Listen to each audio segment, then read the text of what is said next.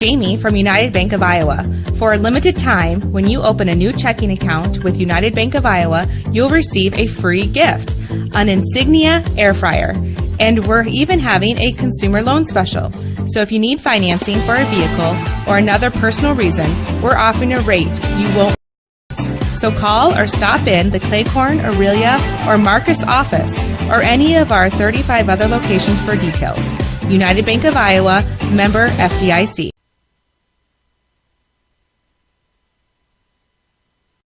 Extraordinary care, exceptional results are what you get at Marcus Eye Care, 406 North Main in Marcus. They treat all ocular needs for patients of all ages and accept all insurances, including Hy-Vee employee insurance. Marcus Eye Care offers an extensive range of services and stays current with the latest technology and products. Now's the time to get your eyes checked with Dr. Ben Ewell or Dr. Taylor Lefebvre at Marcus Eye Care in Marcus.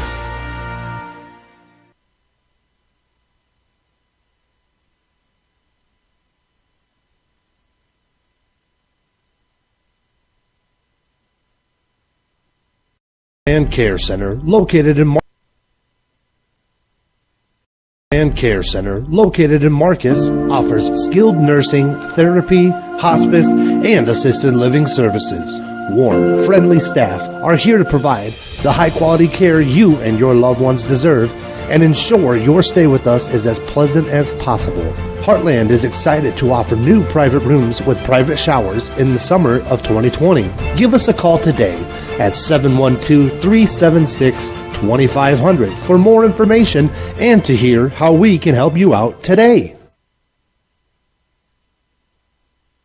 I'm Barb Cave, owner of Country Creations, and we offer in-house screen print, embroidery, art, and digitizing to help you promote yourself and ask us about our fundraising ideas.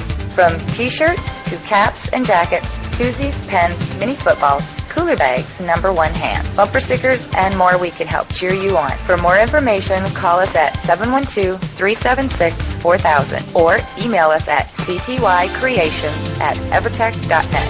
Or call 1-844-833-7675. We believe in service. That means providing no-limits internet to more than 20 counties in Northwest Iowa. For more than 30 years, EverTech employees and their families live in the communities we serve. We're your neighbors and friends. And EverTech has been there when others haven't. And we continue to invest, build, and upgrade our network. We understand that rural Iowans deserve great internet too. It's who we are. EverTech is internet made easy. No contracts, no hidden fees, and best of all, no limits. EverTech.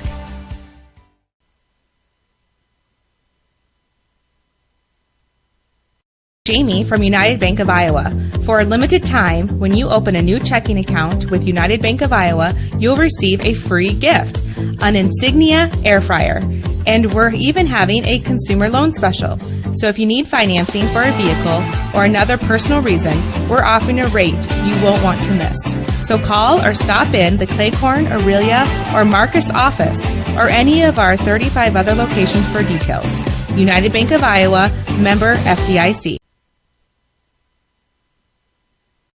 Extraordinary care, exceptional results are what you get at Marcus Eye Care, 406 North Main in Marcus. They treat all ocular needs for patients of all ages and accept all insurances, including Hy-Vee employee insurance. Marcus Eye Care offers an extensive range of services and stays current with the latest technology and products. Now's the time to get your eyes checked with Dr. Ben Ewell or Dr. Taylor Lefebvre at Marcus Eye Care in Marcus. Thanks for joining us for this Fuller Digital Solutions production of MMCRU basketball. Tonight we're live in George, Iowa, as your MMCRU Royals take on the George Little Rock Mustangs from the Siouxland Conference. Non-conference event tonight is your War Eagle Conference versus the Siouxland. Mustangs come into this with a 1-10 record, coming off a 72-42 loss on Tuesday night right here at the hands of Sibley Cheaton. Once again, you just got to remember the George Little Rock Mustangs playing in the Siouxland Conference, a lot of tough competition throughout the year. Lone win did come against War Eagle Conference foe Harris Lake Park back on January 2nd last week, 77-22. Your MMCRU Royals came into the polls at number 6 this afternoon with an 8-0 record, coming off their 46-29 win against South O'Brien and Polina on Tuesday night. The Royals continue to be paced by Taylor Harpnaugh and Emily Dreckman, and contributing by several other starters, including senior Faith Olson, Jalen Bork, and sophomore Ellie Hillbrands.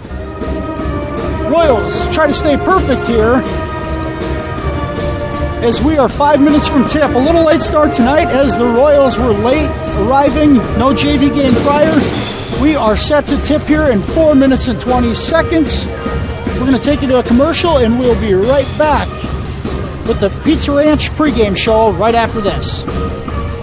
And Care Center, located in Marcus, offers skilled nursing, therapy, hospice, and assisted living services. Warm, friendly staff are here to provide the high-quality care you and your loved ones deserve and ensure your stay with us is as pleasant as possible. Heartland is excited to offer new private rooms with private showers in the summer of 2020. Give us a call today at 712-376-2500 for more information and to hear how we can help you out today. I'm Barb Cave, owner of Country Creations, and we offer in-house screen print, embroidery, art, and digitizing to help you promote yourself and ask us about our fundraising ideas. From t-shirts to caps and jackets, koozies, pens, mini footballs, cooler bags, number one hand, bumper stickers, and more, we can help cheer you on. For more information, call us at 712-376-4000 or email us at ctycreations@evertech.net. Or call 1-844-833-7675. And welcome back to George here for MMCRU basketball. Boys-girls doubleheader here, non-conference, as the Warragul Conference Royals take on the Siouxland Conference George Little Rock Mustangs. Going to move into the Farmers State Bank starting lineups for this evening's game. First, for your 8-0 number 6 ranked Royals, starting at point guard, a 5'7" sophomore, Taylor Harpnaugh. Starting at shooting guard, sophomore, 6 foot, sophomore Emily Dreckman. Starting on the wing, 5'9" senior Faith Olson. And on the other wing, the 5'10" junior Jalen Bork. And starting in the post for the Royals, 5'11" sophomore Ellie Hillbrands will be controlling the paint this evening. Your Royals are coached by Jillian Lecce, who's assisted by Derek Mara and Danae Dreckman. And your starting lineups for the home team, George Little Rock Mustangs. Number 1, Emerson Netton, a 5'7" sophomore. Starting on the wing, one wing, Lauren Jerns, a 6'1" senior. And on the other side, a 5'4" junior, number 21, Olivia Johnson. And down on the block, it's going to be 5'7" junior, number 23, Emily Grieve. And the last starter for the Mustangs, a 5'5" junior, number 24, Mackenzie Post. The Mustangs coming to this with a 1-10 record, coached by Reed Gertis.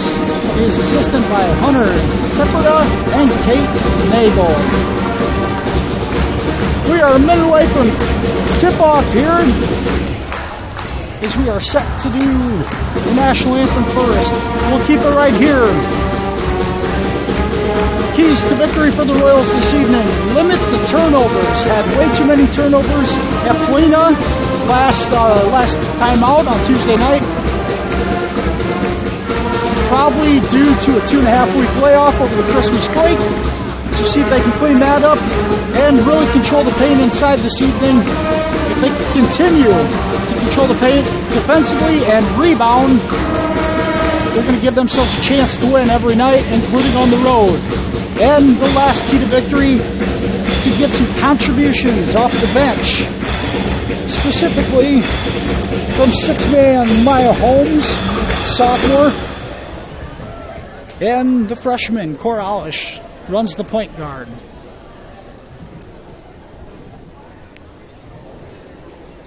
And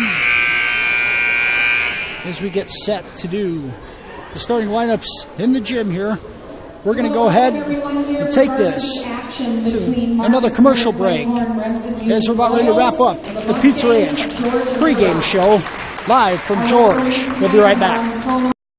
We believe in service. That means providing no-limits internet to more than 20 counties in Northwest Iowa. For more than 30 years, EverTech employees and their families live in the communities we serve. We're your neighbors and friends. And EverTech has been there when others haven't. And we continue to invest, build, and upgrade our network. We understand that rural Iowans deserve great internet too. It's who we are. EverTech is internet made easy. No contracts, no hidden fees, and best of all, no limits. EverTech.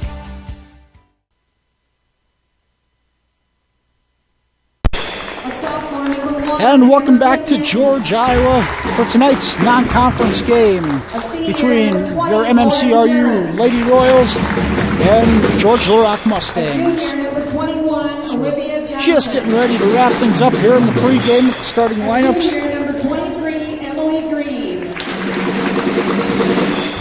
A junior, number 24, Mackenzie Post. They're coached by Reed Gertis, Hunter Sieberda, and Kate Nagel. We're going to go ahead and take you to the national anthem. We're going to take a break. We'll be right back and be ready for some basketball. Jamie from United Bank of Iowa. For a limited time, when you open a new checking account with United Bank of Iowa, you'll receive a free gift, an Insignia air fryer.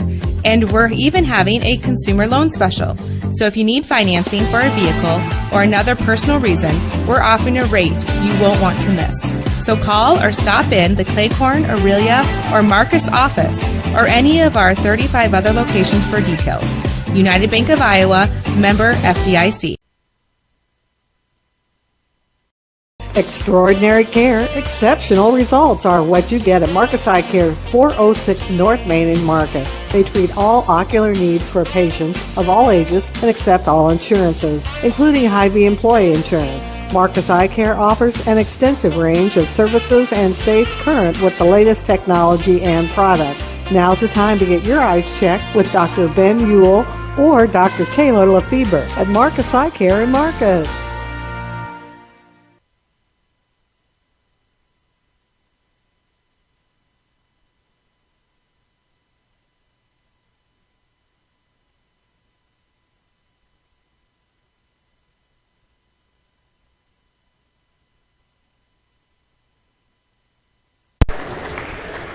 And welcome back to the Pizza Ranch pregame show as we're about ready to get things started here. A late tip-off tonight as your Royals were late getting the bus here. So we are tipping this thing off at 6:15 rather than 6 o'clock. Hence the late start time here. The Royals are in their road black uniforms with the blue lettering and numbers with the white trim, and the Mustangs in their home white unis with the black and red accents on the shorts and the red letters and numbers on the tops. Royals come into this one 8-0 and ranked 6th in Class 1A, just out from this afternoon's rankings. Mustangs come into this one at 1-10. Royals win the tip, touch pass from Bork, and Harpenaugh lays it in. Assist Emily Dreckman, and the Royals come out pressing in the backcourt. Mustangs able to break the press all the way. Tries to lane in too hard off the glass. That was Mackenzie Post. Royals push. Harpenaugh from the baseline knocks it down. And the Royals start 2 for 2 from the field. They continue to press in the backcourt. Emily Greed gets it up here. In the cutter, Jurens. Lauren Jurens with the layup, left hand. Then the Mustangs are on the board 4-2 here in the early going. Dreckman tries to go on the back cut to Harpenaugh, and it's picked off. The Mustangs push it up the right side. Able to use a pick and roll here. And Harpenaugh able track it down and steals it away from Emily Grieve. Harpinaugh looks to push. Gets it into Olsen. He's under the basket. Kicks it out. Dreckman for three. He's off. Offensive rebound. Jalen Bork with the putback. And Bork gets herself in the scoring column. As the Mustangs try to break the press, Emily Grieve steps on the baseline for a Mustang turnover.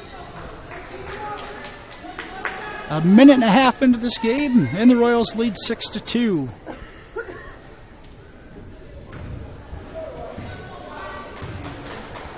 And MMCRU looks to initiate the offense here with the lone senior on the team, Faith Olsen. Uses a screen, and they're going to whip it around the key. Harpinaugh goes inside. Bork on the block, flips it over to Olsen, who knocks down the 15-footer. Mustangs right back. Ball's deflected. It's actually going to end up going off of Emerson Netton. Ellie Hillbrand's doing a great job of getting her hand on the passing lane there to deflect the ball away. 6 minutes to go, first quarter. The Royals lead 8-2. Mustangs coming out in almost a 3-2 zone. The Royals able to get it into Bork, who finishes in traffic. Jalen Bork with 2 quick field goals. And the Mustangs look to initiate the offense. In a little high-low there. Nice bounce pass, but Hillbrand's able to get a hand on it. Saves it. Gets it up to Harpinaugh, and the Royals are running. On the right side, Bork. Crossover, nothing there. And the pass is deflected. Harpinaugh is tied up by Emily Grieve. Possession arrow favors the Mustangs. Kenzie Post inbounds the ball here. Olivia Johnson brings it up the left side, trying to use the screen, and they're going to call an offensive foul. And that's going to be on Madison Dreesen for a moving screen along the baseline. Another turnover by the Mustangs. Dreesen's first foul.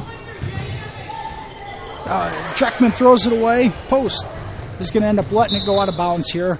And a turnover on MMCRU.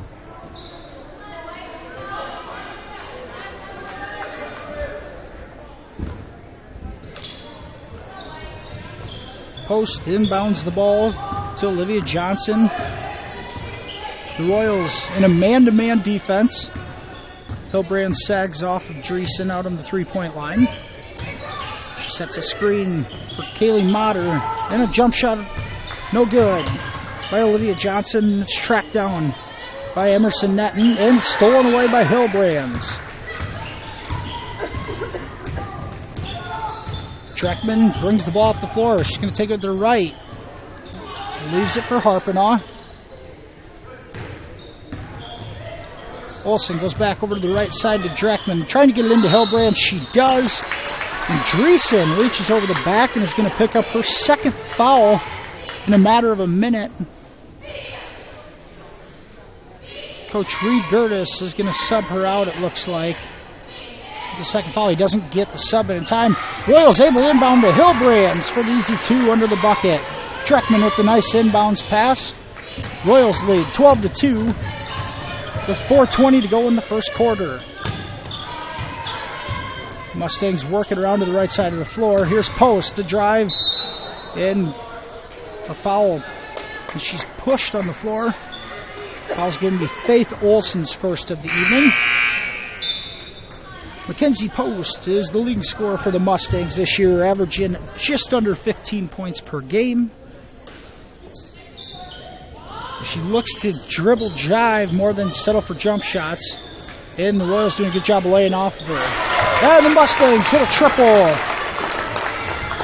Number 3 on the inside out is number 3, Kaylee Motter. It's the triple. Now the Royals are going to turn it over.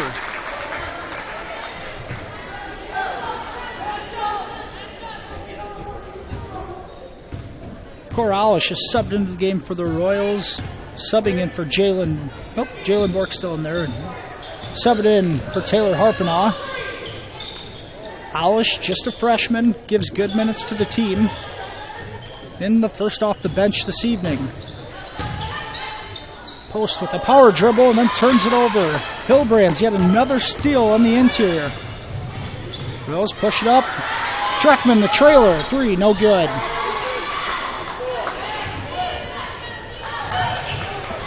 And the Mustangs looking to push.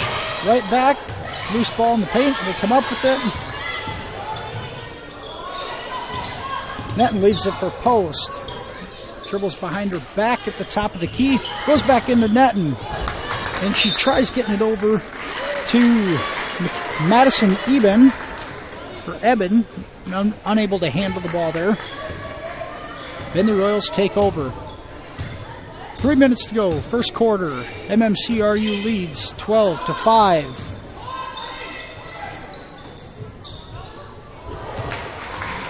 Bork tries to get the ball to Alish down on the block and throws it over her head and out of bounds. Alish kind of got trapped down below and it just 5-4. Not probably the spot you want to get her the ball in.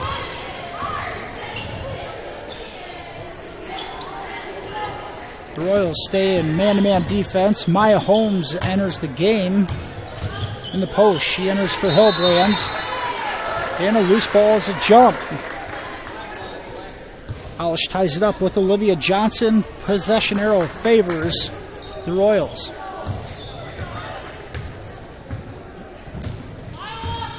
Coach Lecce barks out the play to Jalen Bork and then initiate the offense around the key.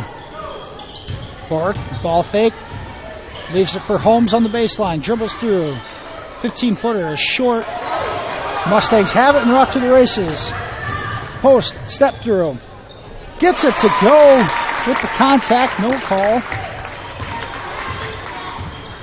And Mackenzie Post gets her first bucket of the game. Bork on the trail. She's going to throw a three up. Does not hit anything. Maya Holmes gets it but throws it away. Here's Post again. Left hand. Good. And that's going to spur a timeout from Coach Jillian Lecce. And we're going to stay here just a 30-second timeout as the Mustangs have cut the Royals' lead to 12-9. Just under 2 minutes to go, first quarter. The Royals have a bucket. 2 points for Faith Olson. Jalen Bork with 4 to lead the way so far.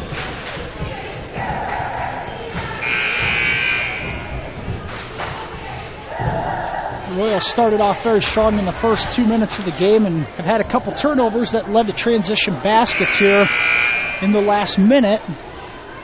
After leading 12-5, the Mustangs have scored the last 2 buckets. Harpenaugh re-enters the game and is going to cross the timeline. Alish gets it inside, back to Harpenaugh. She gets it over to Olson, who's going to shoot a 3 and nails it. Faith Olson. And a quick 5 points tonight in the first quarter for Olson. Known more for her defense, but giving a great contribution on the other end of the floor. Then Post tries to answer, cannot. And Netton with the offensive rebound. And the pass inside is bobbled around and eventually tied up between Cora Alish and Olivia Johnson. Possession arrow is going to stay with the Mustangs.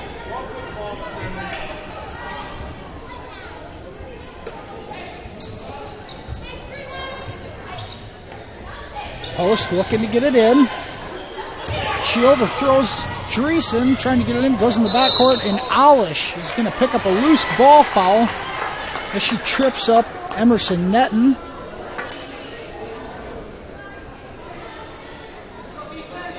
Just the second team foul. Each team 2 fouls here in the first quarter. Can't fault Alish on that one as it's just a hustle play. Post wants to take it to the rack, and she is bumped. Official calls it on the floor. It's going to be Faith Olson called for the foul. And that's going to be Olson's second. Oh, excuse me, they're going to call it on... They're going on Hillbrands. It's just her first foul. Olsen with the steal. And just as she's about ready to break away, they're going to call a foul on the other end. Mustang foul goes on number 3, Callie Motter. Motter's first foul. The team's third. Each team 3 fouls here in the first quarter. 1 minute to go. Royals lead 15-9. Dreckman tries going inside to Hillbrands, and it's tipped away. Mackenzie Post initiating the half-court offense, gets a screen. And nice job by Emily Dreckman of deflecting the shot there and misdirecting it. The Mustangs look to sit in a 2-3 zone here on the defensive end. As the Royals get it to Maya Holmes on the baseline, and she goes back out to Alish. Harpnaugh gets to the free throw line and knocks it down. Taylor Harpnaugh.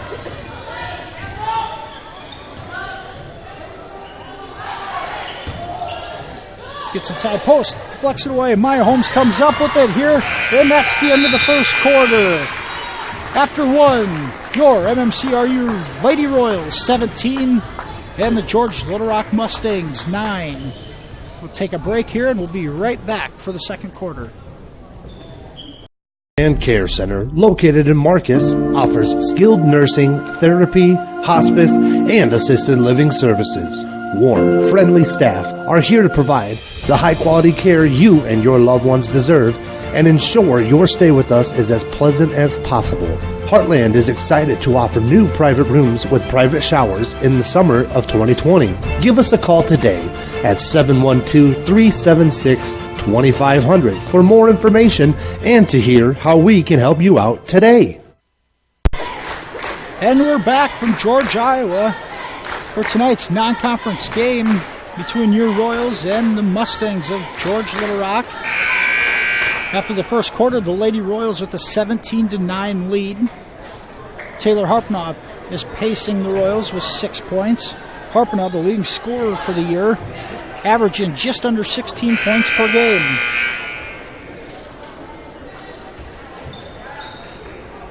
And the same 5 starters for the Royals will start the second quarter here.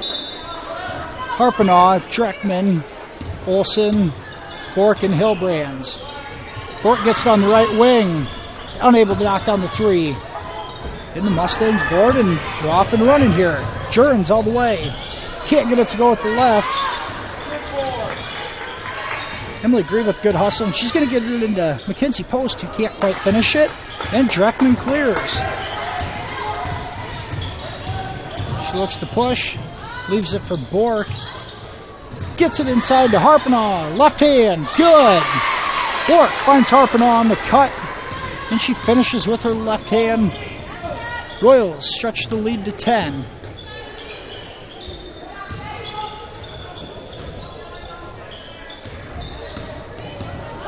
Mackenzie Post looking for a backdoor cut. Jalen Bork takes it away. She's trying to find Johnson down low. The length of the Lady Royals giving the Mustangs some fits in that side of the floor. Bork looks at Harpnaugh, goes baseline, tipped away, and the Mustangs save it. It's Jurgens. Emily Grieve leaves it for Post, hits the 3. Mackenzie Post with 7 points, 7 of the Mustangs' 12. Royals get it into Harpnaugh, who can't finish as she's bumped from behind.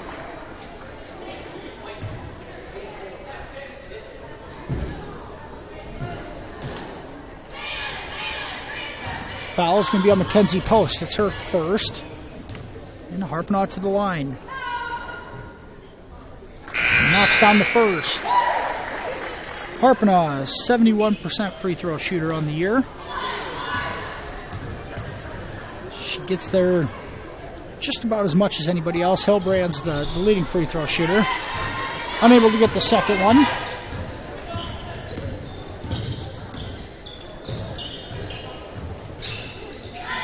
Mustangs have some new legs in there. Jaya Klingberg gets her first minutes. Jordan's dribbles around, and she's going to leave it for Johnson. The free throw line in traffic, and Bork bails her out. Foul called on Jalen Bork as she came down for a block pretty hard there and picks up the foul. It's going to be her first on the evening, the team's fourth. Olivia Johnson gets the first one to go. Johnson averages 2.5 points per game and is a 60% free throw shooter on the season. She gets the second to go. Mustangs hanging around here. 6 minutes to go until halftime. Royals lead 20-14. Molly Ryder checks into the ballgame for the Royals, and she's going to throw it away. Trying around the horn and throws it over Harpenaw's head.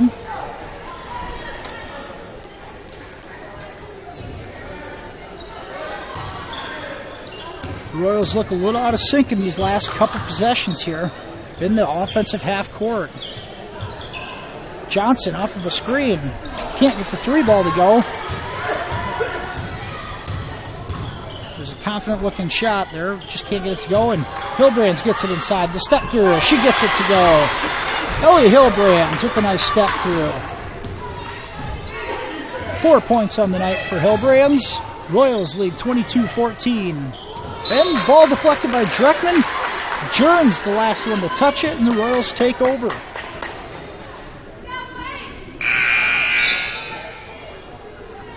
Mackenzie Post checking back into the ball game for Klingberg. The leading scorer for the Mustangs figured she would not sit for too long. Just has the one foul, 7 points. Harpenaugh tries getting it to Hillbrands, she can't handle it, and now Hillbrands is going to get called for a block as the Mustangs try to come out with it.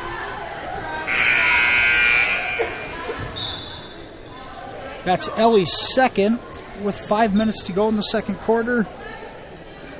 And she's going to have to sit. Molly Ryder also comes to the bench. Faith Olson checks back in. Dreesen gets back over to Johnson. Takes it on the baseline. Maya Holmes going to get called for the block. She's just a little late getting there. And Johnson finds her way back to the free throw line. Maya Holmes is first, the team's sixth.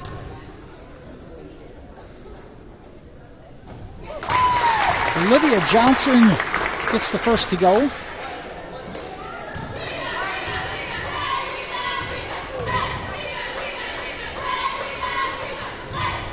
Second one's off. Jern's offensive rebound. Harpenaugh rips it away, and they're going to call a jump. In the possession, Elf favors the Mustangs. This could turn into a bigger possession here with the one free throw already. 16 fouls on the Royals. Mustangs will be in the bonus the last 5 minutes here of the first half. Being very aggressive in the offensive end of the floor. Mustangs get the ball. Nice passing. Ends with Dreesen on the right hand. Able to get it to go. And they've cut the lead back to 5. Inside, we're going to have another jump ball. As Hillbrands and Johnson, or excuse me, Harpenaugh and Johnson get tied up. Royals continue to sub here. Hillbrands, Dreckman, Maya Holmes, Cora Alish, and Faith Olson on the floor now for the Royals. Set the corner. Dreckman goes baseline, and she is going to get called. Mustangs get called for a foul. Foul's going to go on number 23, Emily Grieve. It's her first, and the Mustangs' fifth. Dreckman misses the first. Emily averages 14.5 points per game. Hasn't shot many free throws, but just, misses both here. Just 1 for 5 on the season. Mustangs bring it up. They find Post all the way. The floater, good. She gets around Olsen. Then the lead is cut to 3, 22-19. 4:20 to go in the first half. And Olsen's entry pass to Hillbrands goes wide and out of bounds. And another turnover on the Royals. Coming out with the three-quarters court press. To try to control the tempo here. Mustangs beat it. And Maya Holmes comes up with the block. And Emily Dreckman looks to push the other way. And she gets bodied up here by Johnson. And that's going to be Johnson's first foul. Looks like Netton will come in for Jerns. And Dreesen enters back into the ball game for Madison Eben.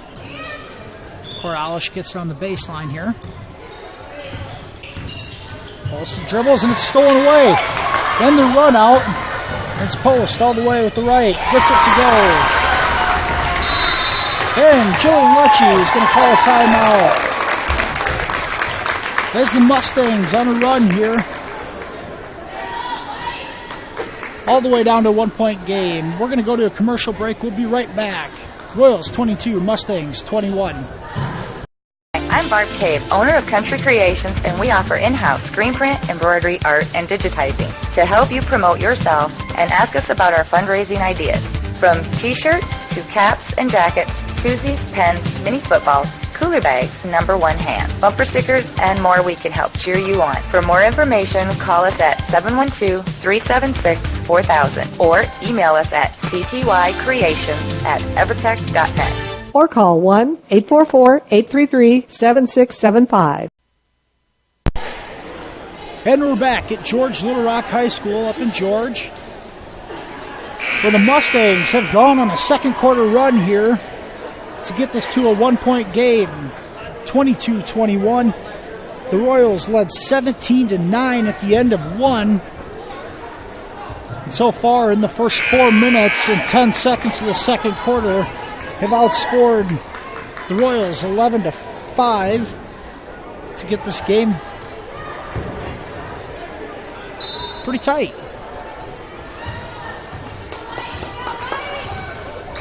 Harpnaugh brings the ball up the floor.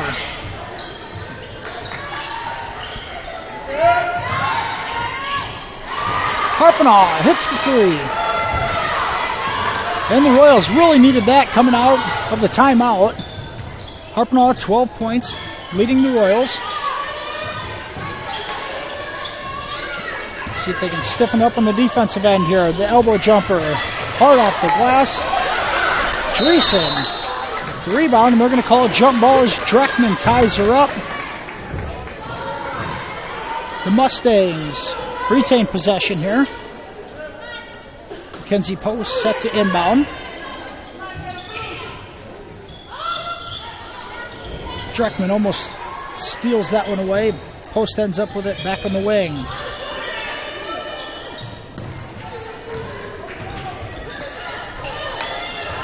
And Grieve all the way, and she's deflected. Harpnaugh steals it, and it goes right back to the Mustangs. And a foul is going to be called. Let's see who they get. Is Emerson Netton, who came up with the ball and was fouled. Harpnaugh is called for her first on the evening. Mustangs in the bonus, 1-1 for Netton here. Netton, an 81% free throw shooter, leaves the first one short. Cora Alish brings the ball up to initiate the half-court offense. Harpnaugh gets it back. She is feeling it. Can't get that one to go, though. Dreckman comes up with the rebound, goes up strong, and she's called to draw the foul on number 21, and that's going to be Madison Johnson, or Olivia Johnson, and that's going to be her second foul. Shooting foul, Dreckman at the line for two. Misses the first. Emily's had a tough shooting night so far in the first half.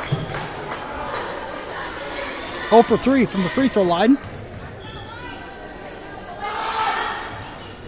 And make it 0 for 4. She can't get it to go. And Emily Grieve is going to bring the ball up the floor. She's going coast to coast, and Maya Holmes is going to get called for a block as she cuts off the baseline. And that's going to be Holmes' second foul. Team foul number 8 on the Royals.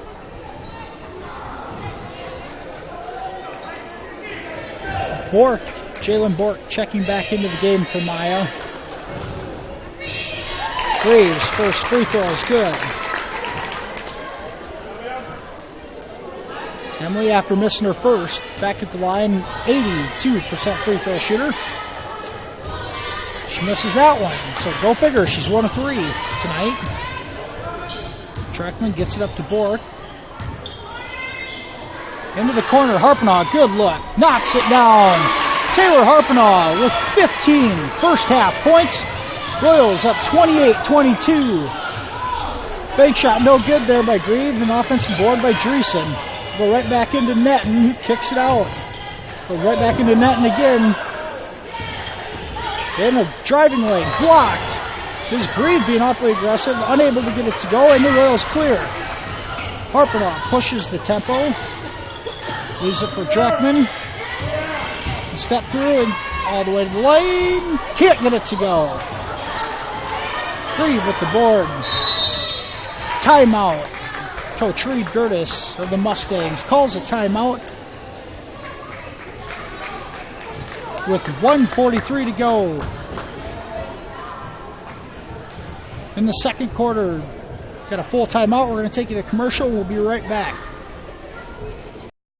We believe in service. That means providing no limits internet to more than 20 counties in Northwest Iowa. For more than 30 years, EverTech employees and their families live in the communities we serve. We're your neighbors and friends. And EverTech has been there when others haven't. And we continue to invest, build, and upgrade our network. We understand that rural Iowans deserve great internet too. It's who we are. EverTech is internet made easy. No contracts, no hidden fees, and best of all, no limits. EverTech. And welcome back to George, where it's been an interesting first half. The Royals, it seems like, have controlled the tempo, but the Mustangs have continued to make spurts in attack the rim, in attacking the scoreboard here, cutting this thing down to a 1-point game at 22-21. The Royals, over the last 3 minutes, have stretched it back out to 6. Both teams in a little bit of foul trouble here. 18 fouls on the Royals, just 7 on the Mustangs. Both teams in the bonus the rest of the way here. Mustangs coming out for back cuts, out of the timeout. Post being guarded tight by Taylor Harpenaugh. And she gets a screen, the floater in the lane, can't get it to go. Jalen Bork comes up with it, but a foot on the line. So the Mustangs retain possession. 1:21 to go in the first half. Post gets it into Dreesen. Free throw line is going to hand it off to Emily Grieve. Tries to drive. Emily Dreckman strips it, and the Royals take over. Alistair Harpenaugh looks Emily Dreckman on the baseline. Spins with the left and gets it to go. And Dreckman with their first points of the evening. 30-22. 55 seconds left. Grieve, the 15-footer. Way hard, and Cora Aulish with the board. Leaves it for Harpenaugh. Looking for a driving lane and gets it into Hillbrands. The power dribble up, good! Hillbrand's taking advantage of her size against the much smaller Grieve. And the Royals push this back to a 10-point lead. Grieve, 3, short. Hillbrand's able to corral the board. 20 seconds to go. And Coach Lecce calling for one possession here to finish the half. Dreckman dribbles out top, 10 seconds. Post switches over and bodies are up. And Druckman going to get called for a charge there. Taking it was Madison Dreesen. And Druckman got her forearm up just enough for them to call that offensive foul. Player control foul means no free throws for the Mustangs. 2-1 post. Is not going to get it off. She does. And the officials are going to give it to her. Mackenzie Post with the 3 at the buzzer. Awfully close. Not sure the MMCRU Royals fans agree with that, but it counts, and that's going to take our halftime score to 32-25. The MMCRU Royals lead this one over the Mustangs of George Little Rock. We're going to go to a commercial break here, and we'll be right back with the Holzhauer Motors halftime show after this. Jamie from United Bank of Iowa. For a limited time, when you open a new checking account with United Bank of Iowa, you'll receive a free gift, an Insignia air fryer. And we're even having a consumer loan special. So if you need financing for a vehicle or another personal reason, we're offering a rate you won't want to miss. So call or stop in the Claycorn, Aurelia, or Marcus office or any of our 35 other locations for details. United Bank of Iowa, member FDIC. Extraordinary care, exceptional results are what you get at Marcus Eye Care, 406 North Main in Marcus. They treat all ocular needs for patients of all ages and accept all insurances, including Hy-Vee employee insurance. Marcus Eye Care offers an extensive range of services and stays current with the latest technology and products. Now's the time to get your eyes checked with Dr. Ben Ewell or Dr. Taylor Lefebvre at Marcus Eye Care in Marcus. And welcome back to George. This is the Holzhauer Motors halftime show. Our halftime score, the number 6 MMCRU Lady Royals 32-25 lead over the GLR Mustangs. So far, the Royals continue to turn the basketball over, be careless with it. Not a bad second half. Like we said at the end of the first quarter, a 17-9 lead. That 8-point lead came down to 7, so holding steady there in the second quarter. Now at 32-25. The Royals are led in scoring by Taylor Harpenaugh. Harpenaugh's been hot from the floor with a couple of three-pointers. 12 points for Harpenaugh. 5 points for Faith Olson, all those in the first quarter. Jalen Bork yet to get on the scoreboard this evening. Excuse me, Jalen Bork has 4 points.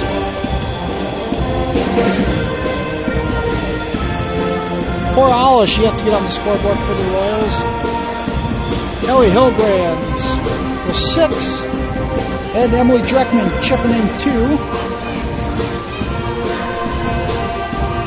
The Mustangs are led in scoring by leading scorer Mackenzie Post. Post averages just under 15 points per game. She had 14 in the first half.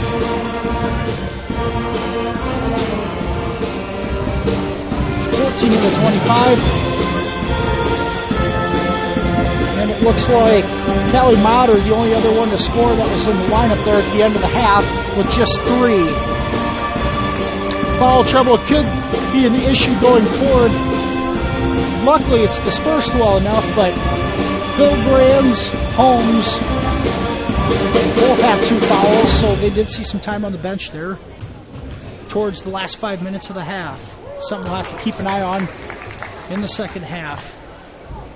So far, the bench given some pretty good minutes and balanced scoring other than Harpenaugh, leading the team with 15.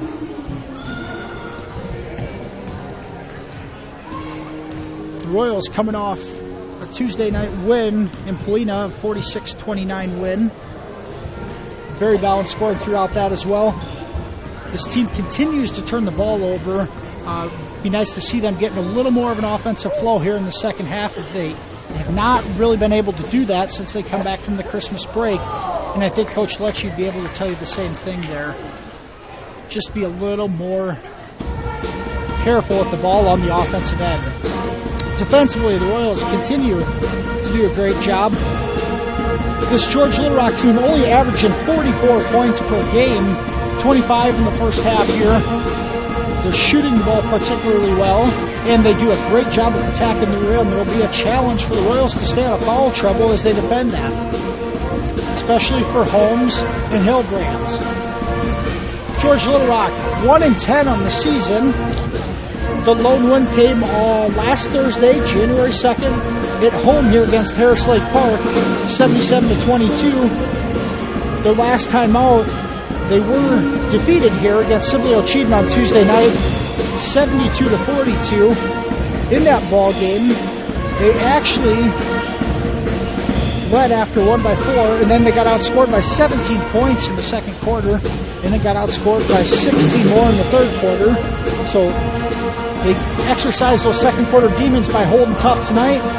But if the Royals are to strike and take advantage, they could certainly find their way to doing that in the third quarter here to come out and really make a run. That final again was 72-42. Mustangs playing in the tough Siouxland Conference have been defeated by 2A ranked Oakabelgie. They did play Kinsley Pearson to a 14-point ball game right before the Christmas break back on December 20th, where they actually, I believe, only trailed by 2 at halftime in that one.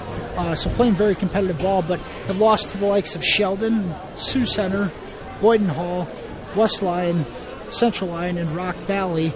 A couple of those were awfully competitive too. So this team much better than their record indicates.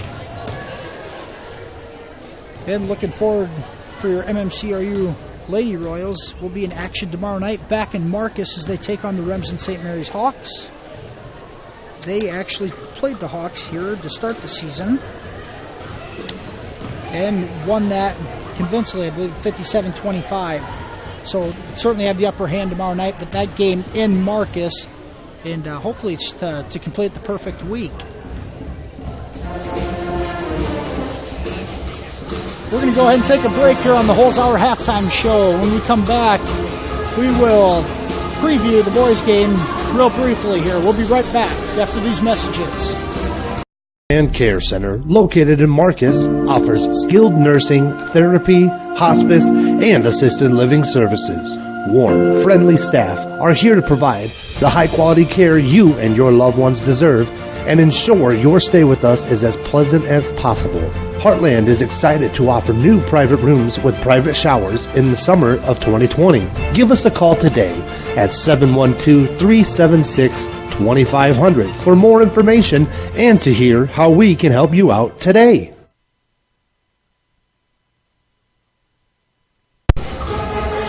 And welcome back to the Holzhauer Halftime Show. This is Tim Holmes of Fuller Digital Solutions.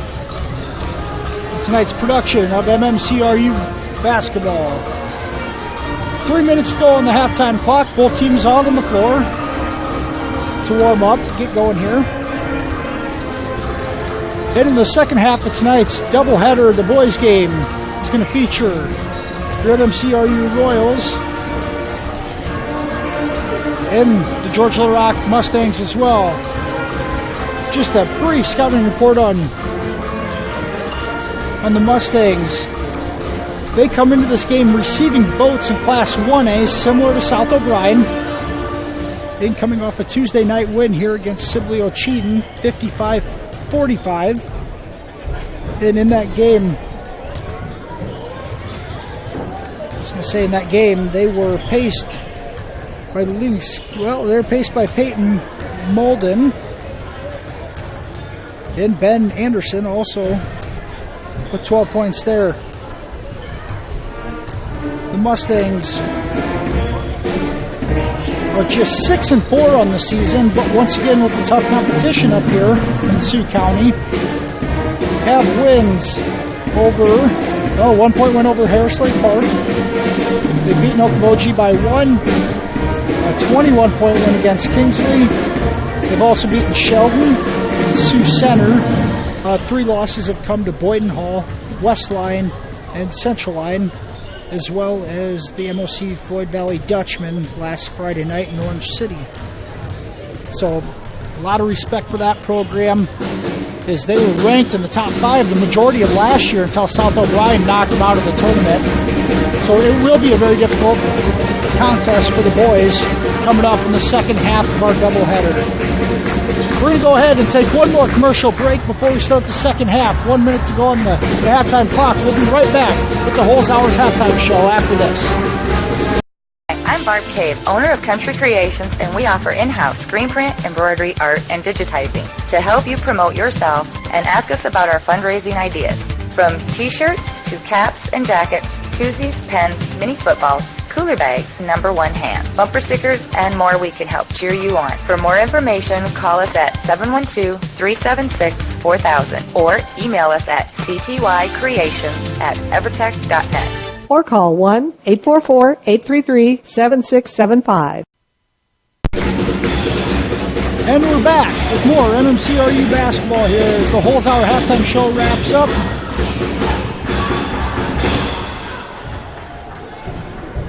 And your Lady Royals. Let's see who comes out on the floor for them for our Farmer State Bank second half starting lineup. It looks like it'll be the same as the beginning of the game. We have Olsen, Harpenaugh, Bork, Dreckman, and Hillbrands. And the Mustangs counter with their same starting 5 as they look to sit in a 2-3 zone to start the second half. Coming out with the screen roll, Hillbrands inside, can't get it to go, but getting the foul drawn on Madison Eben. And surprising enough, with all the fouls, that's just Eben's first of the evening.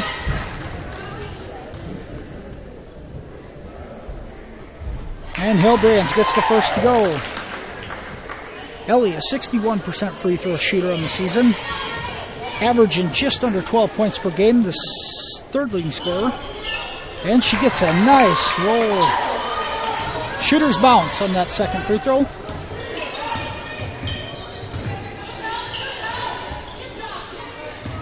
Mustangs dribble around the perimeter. Emerson Netton. Guarded by Harpenaugh to the high post. And McKenzie post trying to get inside. They find Netton by herself. She can't finish with the left hand, and Harpenaugh comes up with it. Taylor drives the lane. Tries dropping it off to Dreckman. Hillbrand's there to clean it up. The loose ball fell right into her lap for 2. And Ellie has the first 4 points of the third quarter. Hillbrands with 10 on the evening. And now Hillbrands with the steal. Pushing Dreckman, open on the wing. Can't get it to go. And out of bounds to the Mustangs. 1 minute into the third quarter. The Royals with 4 quick points. You gotta like the pace as they continue to push it. It is a bit of their strength, I think, if they can use it going forward. A lot of the girls sat in foul trouble in the first half. Should be fresh to go for the second half here. Dreckman, a steal on the interior pass. Post tries taking it from Olsen, but she's able to control it. Dreckman pushes it to Harpenaugh. Gets that ball to Olsen inside. Goes to Hillbrands.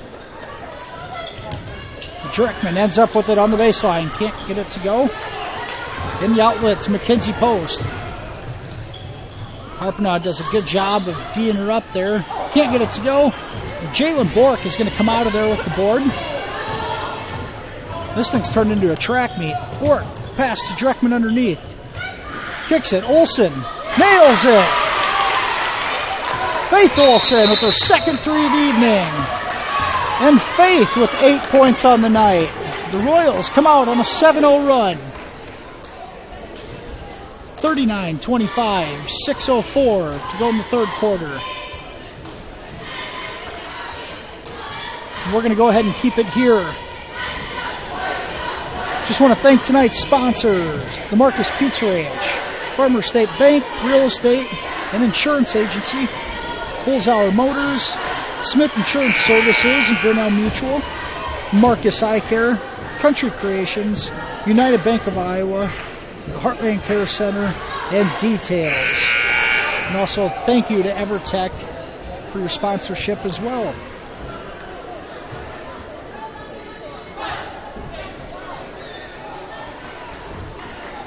The first 2 minutes of the third quarter, the Royals come out blazing hot on a 7-0 run.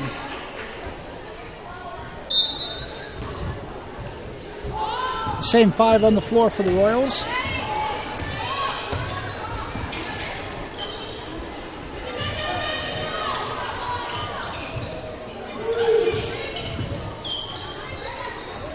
Mustangs getting a little stagnant in the half court here. Cross-court pass finds its way to Netton. Goes inside. Can't get it to go. That was number 32. Madison Eben. Jerns ends up with it, and she gets the runner in the wing. Lauren Jerns has 4 points on the night. Harpnell goes with her left. It's trapped in the air, but able to corral it. Back to Dreckman. Harpnell is going to take a shot from the wing and knocks down a 3. Taylor Harpnell, 18 points on the night. 3-3. She's been awfully hot from beyond the arc. And now Olsen to steal. Up ahead. Dreckman. The run out. Easy deuce. The Royals up to a 17-point lead, 44-27. Ebens pass inside the net and is picked off by Harpnell. Harpnell leaves it for Bork. Can't get the jumper to go. And post back the other way with it. Wild shot, and she can't get that to go. Bork able to clear, and she comes up the other way. Oh, good ball movement by the Royals, but it's picked off by Post. And the Westerners are going to retain possession as Faith Olsen knocks it out. The Mustangs bring in a few subs here.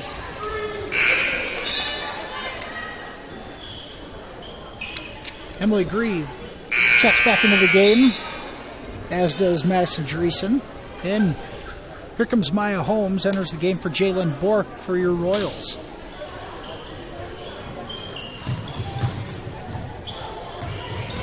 Get the ball inside to Dreesen. Unable to do anything with it. Hillbrand's having a very nice game, and just as I say that, deflects an interior pass. As the ball is loose, Maya Holmes comes up with it.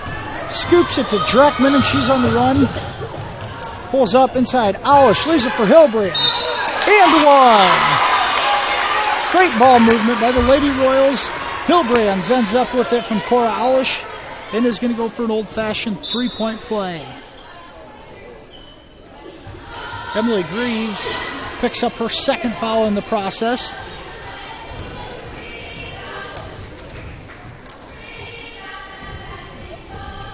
And Hillbrand's able to knock it down. Ellie having herself a night. 13 points. Molly Ryder into the ball game. And the Mustangs, a 3 from the corner by Kaylee Motter is off the mark. And here come the Royals. Dreckman to Aulish. She's going to hook up a 3. No good. Maya Holmes the board. Can't get it to go, but draws the foul inside. Holmes attacking the offensive glass and draws foul number 3 on Emily Grieve.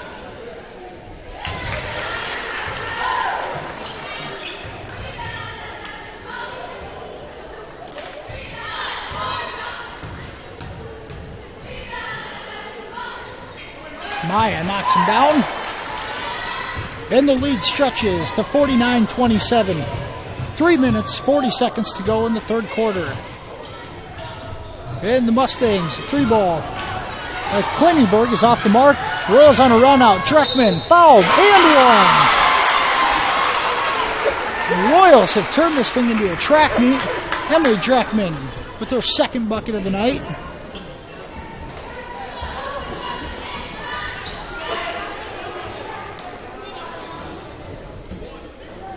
She goes to the free throw line to complete the 3-point play.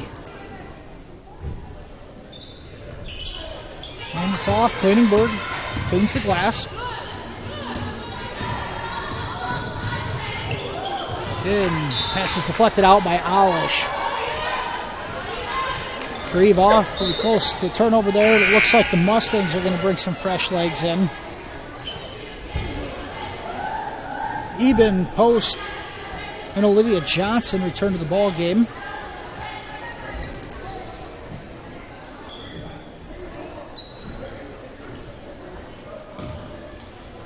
Royals right now, Alish, Holmes, Bork, Dreckman, and Molly Ryder in the ball game. Mustangs move the ball around the key. Cross-court pass deflected by Dreckman, but can't quite come up with it. Post a 15-footer, no good. She fouls her shot, and going to draw the foul on Dreckman. Emily in pretty good position, but gets her on the arm. And that's going to get Post to the line for 2. That's Emily's second foul on the evening. And Post knocks it down. Knocks down the first.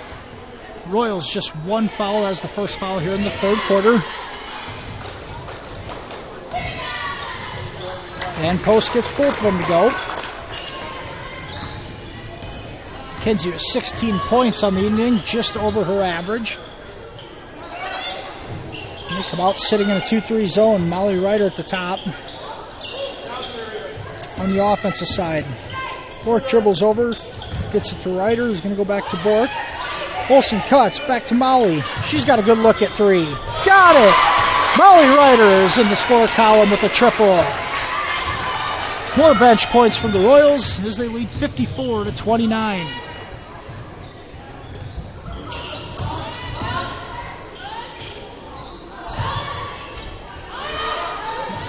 Dreesen trying to get something to go for the Mustangs.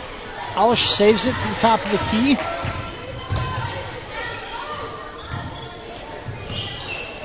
Mustangs continue to swing it around the perimeter. Maya Holmes with a quick hand there on the steal. Royals push it. Alish, she's going to go up and under. Can't get that to go. And then pick up the foul on the loose ball.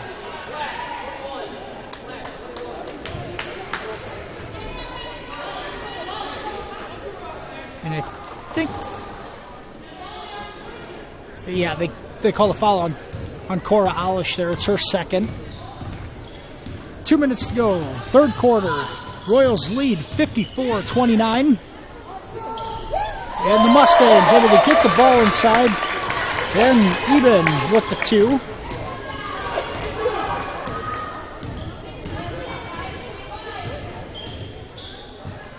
And Bork almost turns it over. As the ball is loose. Maya Holmes ends up with it on the block and can't get that to go. Mustangs look to push. Post a pull-up jumper. Got it. Over Faith Olsen. And 4 straight points for the Mustangs.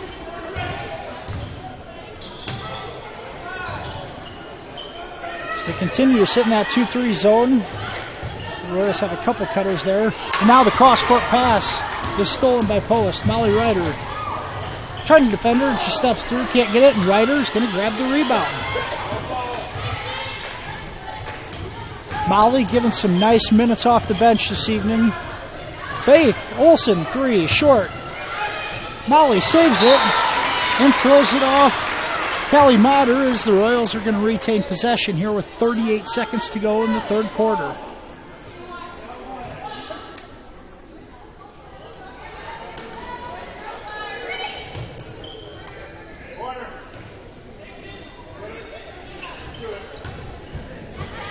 Cross-court pass.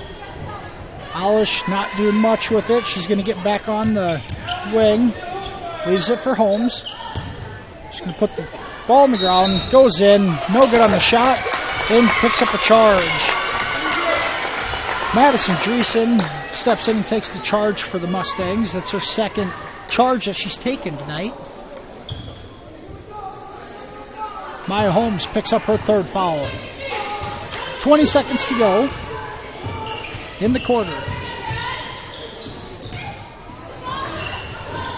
And ball's tapped around. Molly Ryder comes out with it on a breakaway. Layup. Too hard. Coralish, offensive rebound, and draws the foul. The freshman going to go to the line for two. She did a great job of hustling down the floor to clean up the glass there.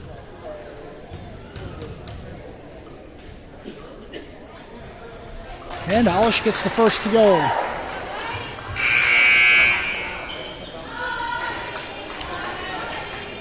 That's Cora's first points of the night. Just a 50% free throw shooter. And gets the second to go as well. 5 seconds to go, third quarter. Post going to bring it up in a hurry. Gets in the lane. Shot no good off the glass. And that's going to do it for the third quarter. With your Lady Royals on a big spurt there to stretch the lead to 23. A 56-33 lead as we go to the fourth quarter. We'll be right back.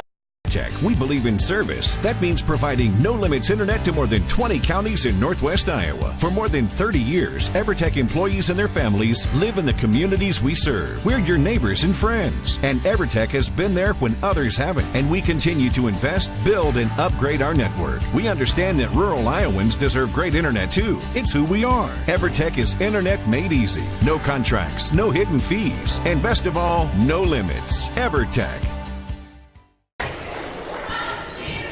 And welcome back to the George Literack High School Gymnasium in George. As we're about ready to enter the fourth quarter here with your Lady Royals leading by 23 as they outscored the Mustangs 24-7 in that third quarter. A great spurt there. And really all the players chipped in. They had about 3 possessions in a row of an and one bucket. And that was Hillbrands and Dreckman and Olsen, I believe, with those 3.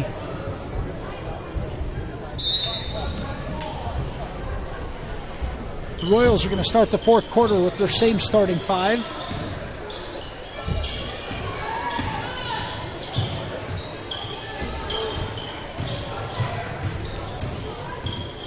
Mustangs continue to dribble around, and a free throw line jumper off the glass, no good for Olivia Johnson. Johnson has 3 points on the night. Cross-court pass here. In the short corner, back out. Harpinaugh, another good look. Can't get it to go. Olsen comes up with the board. Now Dreckman's going to take a shot. She can't get it too hard. Olsen, offensive rebound, and it's blocked inside there by Madison Dreesen, and out of bounds to the Mustangs. Lauren Jerns is going to enter the game for Madison Dreesen here on the Mustang side. Post on a backdoor pass, and that is picked off by Jalen Bork in an attempt to get that to Motter. Cross-court pass, Dreckman, Harpinaugh along the baseline. Got it! Taylor Harpinaugh continues to stay on fire. And the travel there is Eben. Catches the ball and doesn't set her feet. And she'll find her way to the bench in favor of Jaya Kliningberg. Royals lead 58-33, 6:48 to go in the game.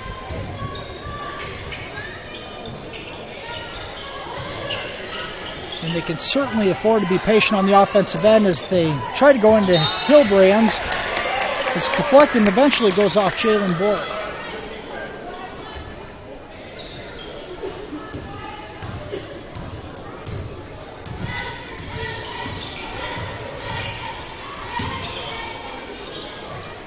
Mustangs trying to initiate some offense here by pulling Hillbrands out and unable to do it. Jurens goes baseline, gets cut off by Dreckman, and steps out of bounds. Coach Reed Gertis from George Little Rock not liking that, thought there was a foul there. having a few words with the official.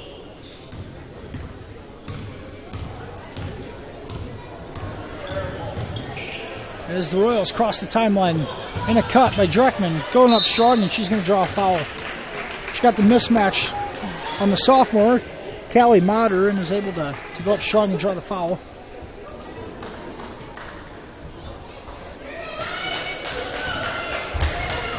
The foul is going to get called on Lauren Jurens as Dreckman knocks down the first free throw. 16 fouls on the Mustangs. The Royals will be in the bonus the rest of the way here, the last 6 minutes. Dreckman able to get both of them.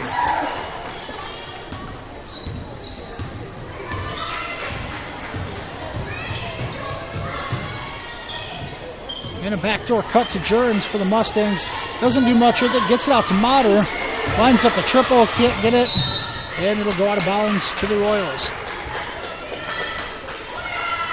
The defense has really settled in for the Lady Royals. The Mustangs are not getting in the paint near as easy as they were in the first half, and settling for jump shots is not their strength, as you can tell. The steal here, Motter all the way, no good on the layup, and it goes back over to the Royals. The Royals have done a much better job in transition defense here in the second half as well, in eliminating those easy buckets after their turnovers.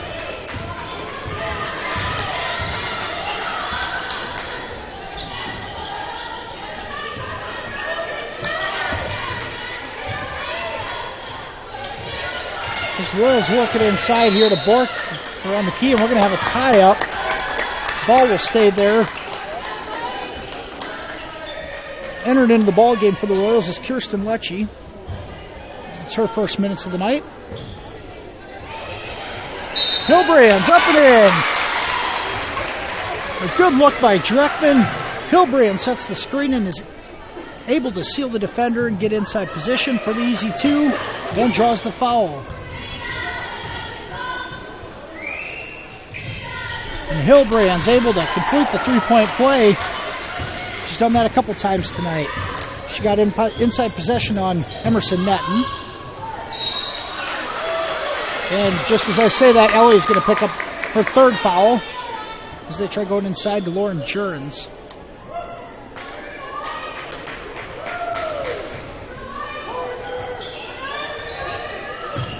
Mustangs work it inside out, and Dreckman able to deflect it. Now Jurens just going to go in, and Hilbrand's able to block it, but it'll stay on this end of the floor.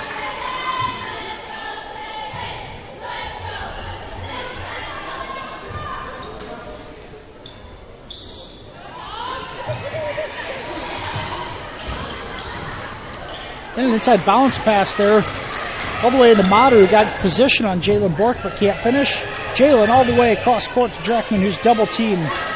Alish puts the ball on the floor, and no good. But a blocking foul is going to be called.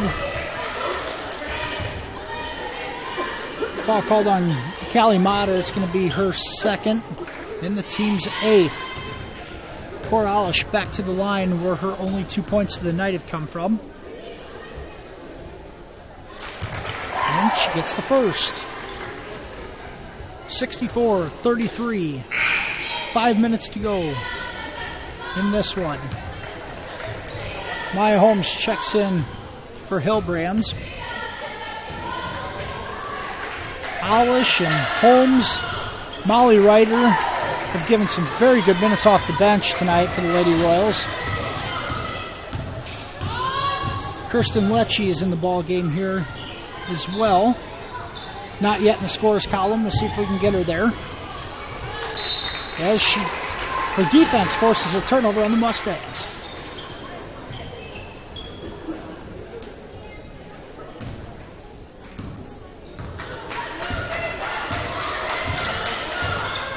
You'd really like to see the Royals just be patient here against this 2-3 zone. There's no hurry, really.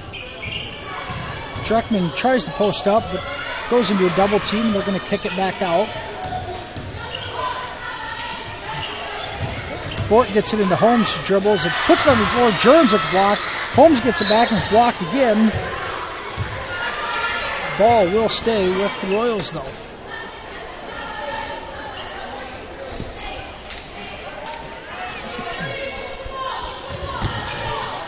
Dreckman inbounds, gets it to Bork inside. Too hard. Dreckman cleans up the glass. Emily with her 13th point of the evening. Another offensive rebound. Good hustle on that end here in the second half.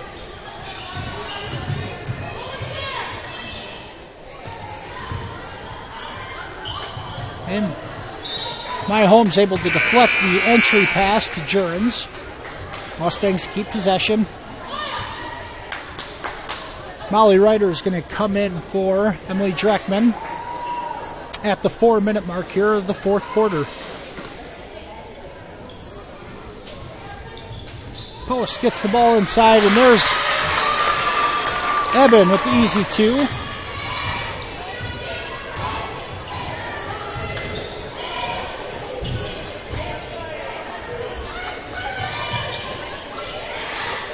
Some ball movement around the perimeter here for the Royals against this 2-3 zone. The Mustangs will eventually get a little more aggressive with this, I would think. Ball goes through Bork's hands, but Cora Alish ends up with it. And Kirsten Lecce is fouled by Olivia Johnson on the loose ball. And Lecce is going to go to the free throw line for a 1-and-1. Looking for her first point on the evening.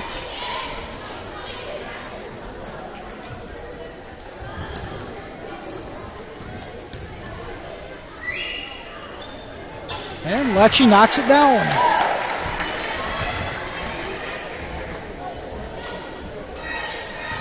Kirsten's 3 for 3 on the year from the free throw line.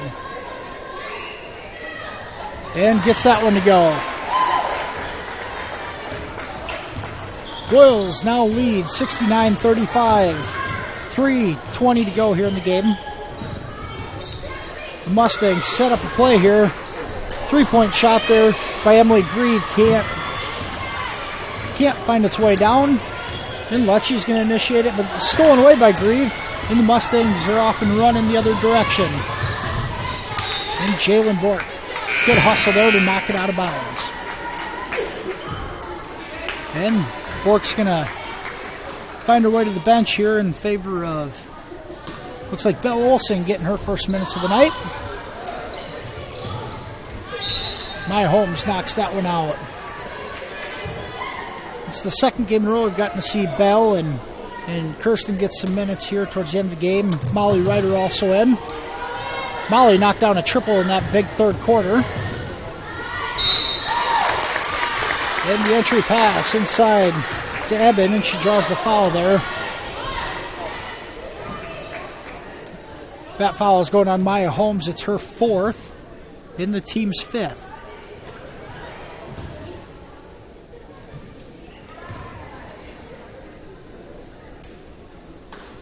And Eben's first free throw rims out.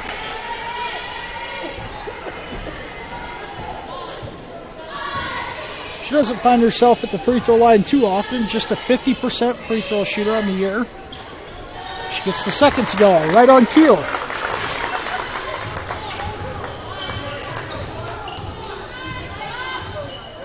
Cora Alish set to run the offense here as the Mustangs extend that zone at the top. Good ball movement. Ryder goes inside to Maya Holmes. Tries stepping through, but netting with the strip.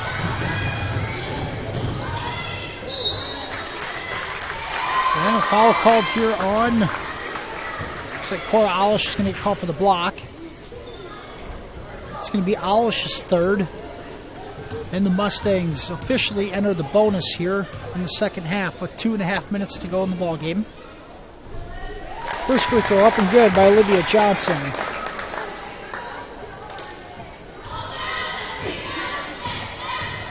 Johnson 4 points on the night. And there's her fifth.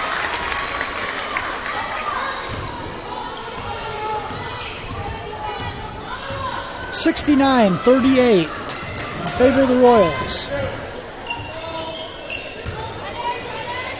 Cross-court pass. Olsen in the corner to Alish. She's going to pull it back up top. Olsen, ball movement all the way over to Molly Ryder. Baseline leaner, no good. And Holmes is going to be called for her 5th foul on a push-off. Looked like Grieve had inside position and called the push in the back. So Maya fouls out here at the 2-minute mark of the 4th quarter. And Mackenzie Myers checks into the ball game.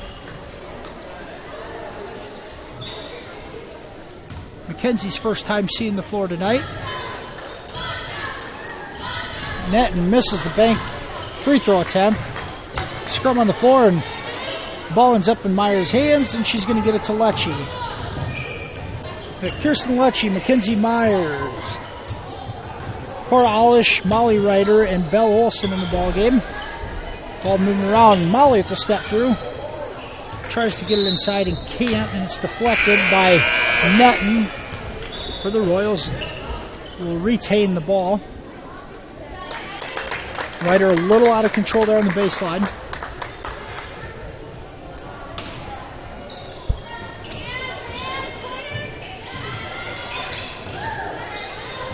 Olsen back to Corralish. Dumps it off. Mackenzie Myers for 2. Myers in the score column for the Royals. Then Mackenzie Post all the way to the bucket to answer it.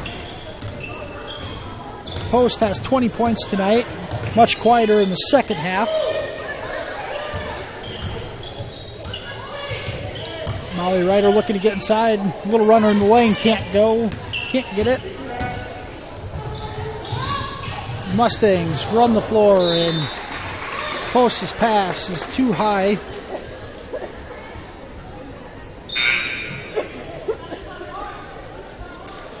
Pass is too high for, it's Shaylin Denikis, her first minutes of the night here at the end of the ball game.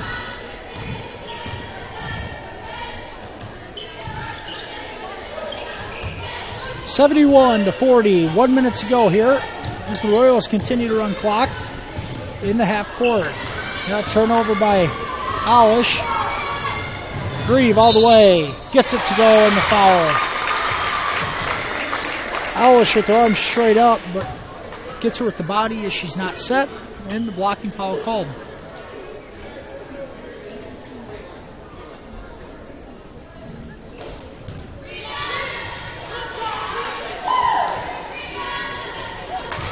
And Grieve finishes the three-point play. 71-43. 50 seconds to go here in the first game of this doubleheader.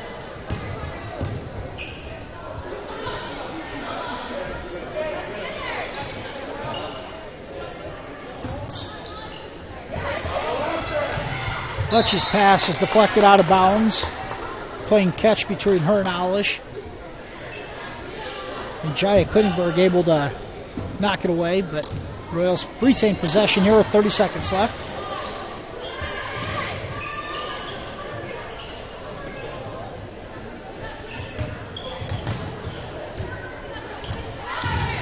And this Royals dribble, not looking to score here.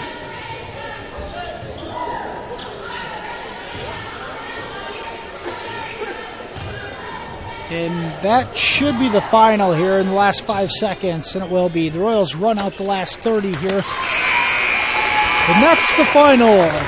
Your MMCRU Lady Royals 71, George Little Rock 43. Lady Royals improved to 9-0 on the year. We're going to go ahead and go to a commercial break. We'll be right back after these messages with your Pizza Ranch post-game show. Jamie from United Bank of Iowa. For a limited time, when you open a new checking account with United Bank of Iowa, you'll receive a free gift, an Insignia air fryer. And we're even having a consumer loan special. So if you need financing for a vehicle or another personal reason, we're offering a rate you won't want to miss. So call or stop in the Claycorn, Aurelia, or Marcus office or any of our 35 other locations for details. United Bank of Iowa, member FDIC. Extraordinary care, exceptional results are what you get at Marcus Eye Care, 406 North Main in Marcus. They treat all ocular needs for patients of all ages and accept all insurances, including Hy-Vee employee insurance. Marcus Eye Care offers an extensive range of services and stays current with the latest technology and products. Now's the time to get your eyes checked with Dr. Ben Ewell or Dr. Taylor Lefebvre at Marcus Eye Care in Marcus.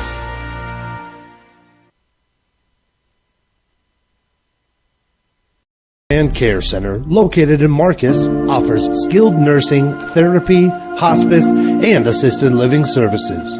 Warm, friendly staff are here to provide the high-quality care you and your loved ones deserve and ensure your stay with us is as pleasant as possible.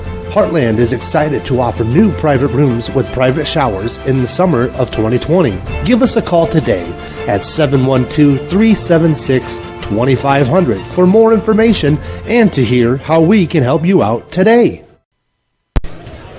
And welcome back to George, Iowa.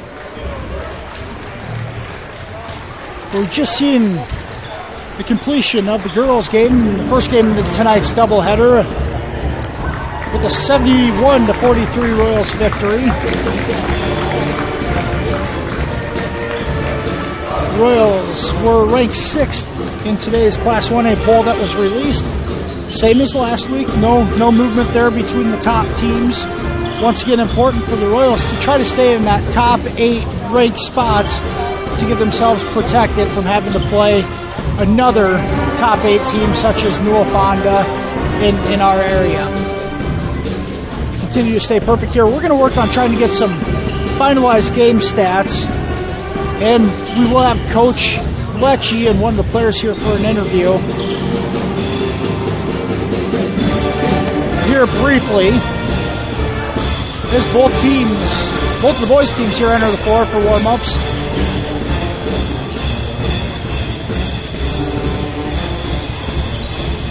Just to do a little more of a preview on the boys here. The MMCRU boys, just one win on the year earlier this year against Akron.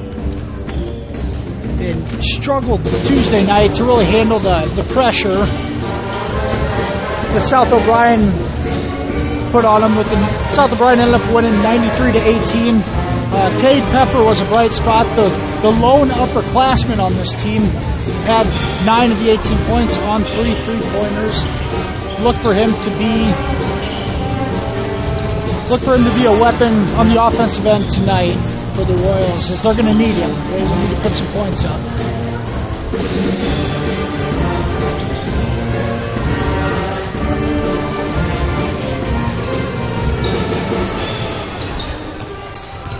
We have a 15-minute break here until Game 2 of the doubleheader starts. And for the Royal boys, it looks as if Casey Nix, the starting freshman who was out on Tuesday night, is suited up this evening. We'll see if he plays here.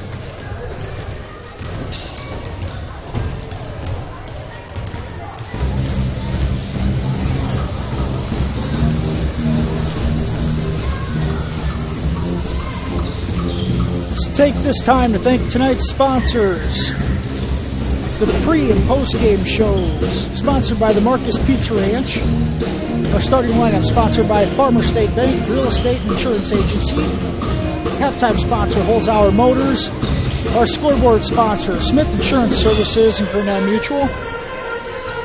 Game sponsors, Marcus Eye Care, Country Creations, United Bank of Iowa, Heartland Care Center, and Details.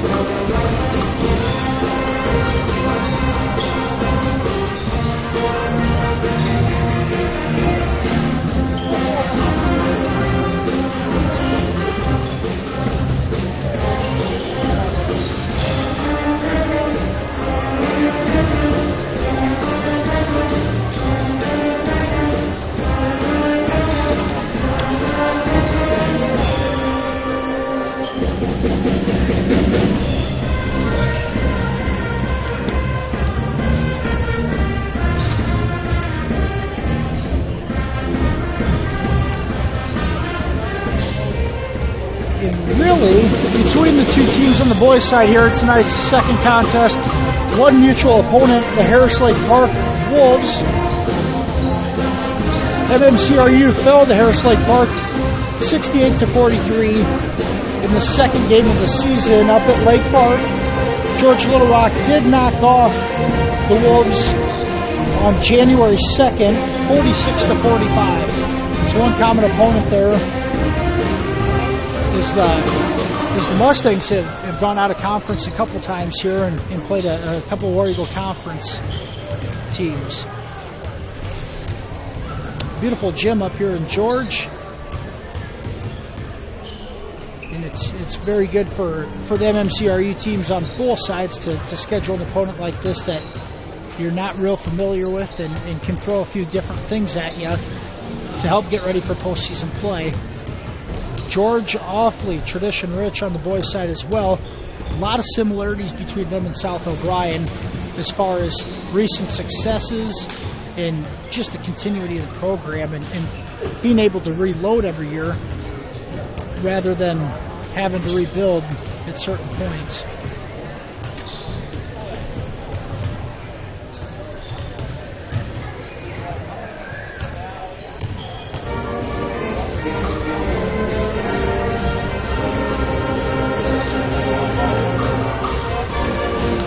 Ten minutes ago till tip-off. We're going to go ahead and take a commercial break. We'll be right back with you on the Pizza Ranch Postgame Show.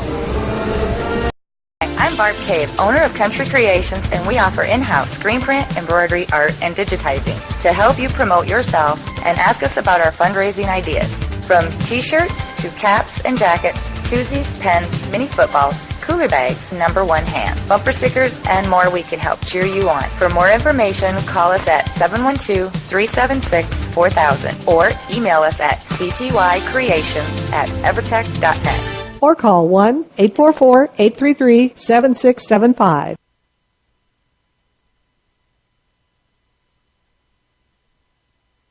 And welcome back to George, Iowa here. It's George Little Rock High School Gym. Coach Lecce will be joining us shortly, along with one of the players, for a post-game interview. We're also trying to get some finalized statistics from that first game. The one thing we do know is that the Royals went on a huge 24-7 run in the third quarter to really blow that game open, as it was a very close first half, only a 7-point game at the break.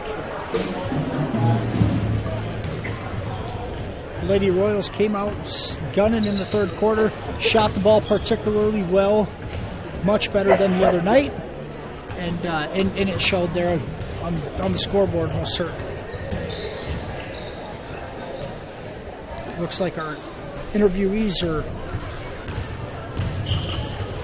on their way up here.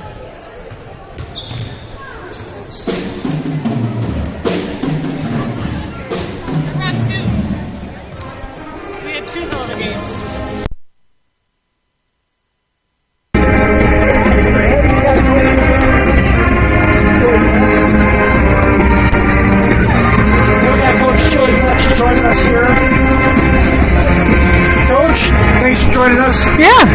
Lady Royals improved to 9-0. Yep, 9-0, baby. 9-0. Stay perfect.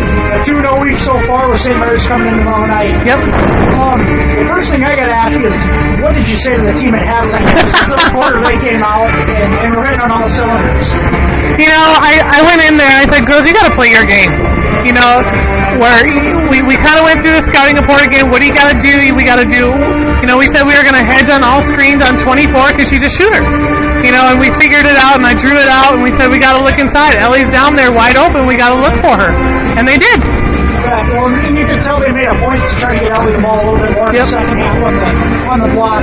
Now, George Little Rock's leading scorer is Mackenzie Post. Yep. And she averaged 14 points come in and had 20 tonight, I believe, is her final number in that game. But she attacked the rim very aggressively at the offensive end. Have you seen a player like that this year, do you think? Was it something a little bit different than you guys have seen? Right, and that's what we were excited to play George Little Rock because of that. We knew that we don't usually play people like this, and we knew that she was going to turn it on for us, tonight. And we knew usually everybody plays they're hot against us for some reason. I don't know what it is, but we know we had to guard her. She was going to be the key player to stop. And yeah, she had 20 points, but I'm happy with the girls' defense and how they shut down everybody else too. So, you bet. And the last question here: between Polina on Tuesday night and the game here tonight, it seemed like the girls getting a little bit better for the second half tonight, but they turned the ball over a little bit more than what you probably would like to see.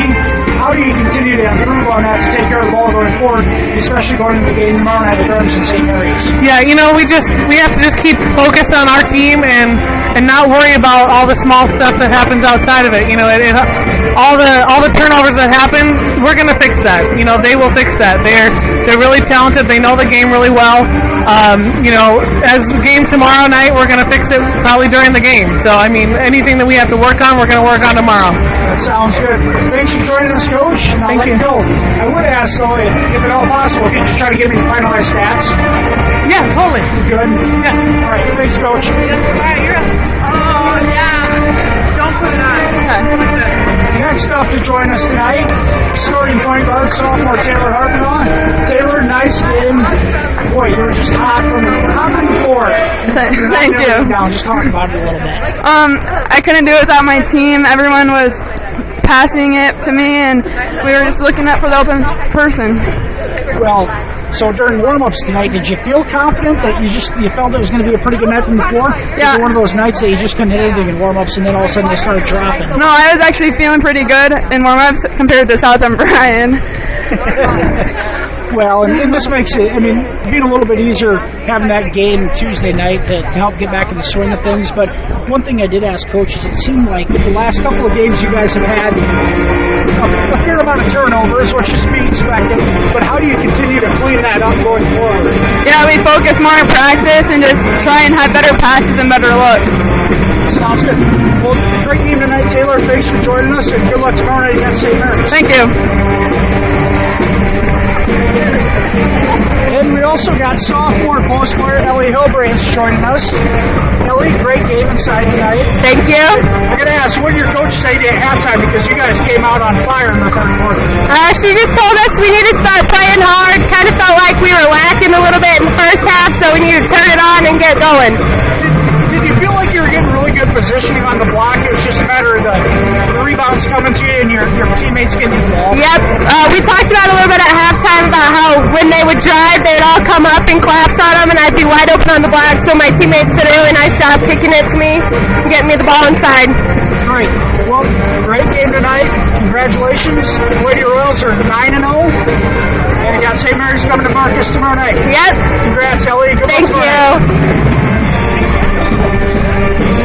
And that's going to take care of our post-game interviews with the coach and sophomores Taylor Harpinaugh and Ellie Hilbrands. Both had very nice games. I believe they're the two leading scorers, but we're going to confirm that once I get some statistics here to back that up. We're going to go ahead and go to another commercial break. We will be right back on the Pizza Ranch post-game show right after this. We believe in service. That means providing no-limits internet to more than 20 counties in Northwest Iowa. For more than 30 years, EverTech employees and their families live in the communities we serve. We're your neighbors and friends. And EverTech has been there when others haven't. And we continue to invest, build, and upgrade our network. We understand that rural Iowans deserve great internet too. It's who we are. EverTech is internet made easy. No contracts, no hidden fees, and best of all, no limits. EverTech. Jamie from United Bank of Iowa. For a limited time, when you open a new checking account with United Bank of Iowa, you'll receive a free gift, an Insignia air fryer. And we're even having a consumer loan special. So if you need financing for a vehicle or another personal reason, we're offering a rate you won't want to miss. So call or stop in the Claycorn, Aurelia, or Marcus office or any of our 35 other locations for details. United Bank of Iowa, member FDIC. And welcome back to George, as we are under 2 minutes to go here at the start of the second game of tonight's doubleheader between your MMCRU Royals and the George Little Rock Mustangs. We're going to go ahead and move ahead here for our Farmers State Bank starting lineups for your Royals. Starting tonight for the Royals, pull my script out here. It's going to be the 5'10 junior, Cade Pepper.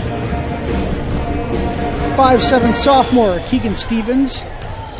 5'8 freshman, Casey Nix. 6 foot sophomore, Preston Astidius. And 6 foot freshman, Camden Steffen. The Royals are coached by Cam Kuchel and assisted by Jacob Fiddler.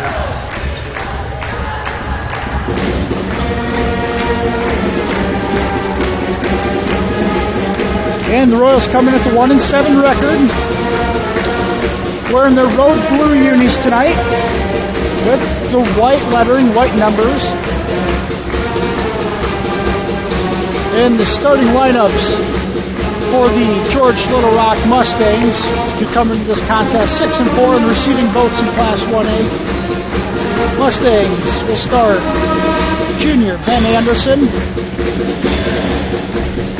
senior number 4 Peyton Maldine,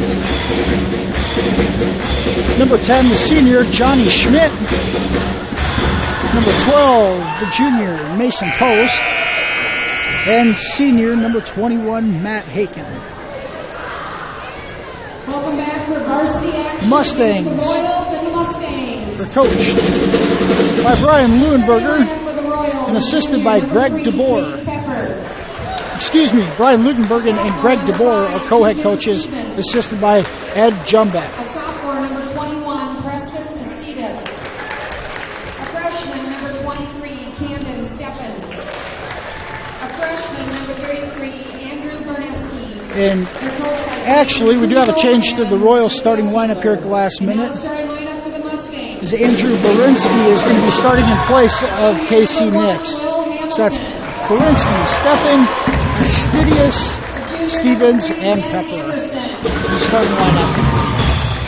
A senior, number 4, Peyton Malden. Mustangs, just like the girls, are wearing their home white unis with red lettering and black trim. Number 21, Matt Haken.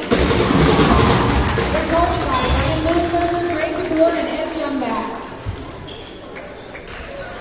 Matt Haken, the big guy inside for the Mustangs, has been, well, he's their second leading scorer, averaging 17.5 points a game.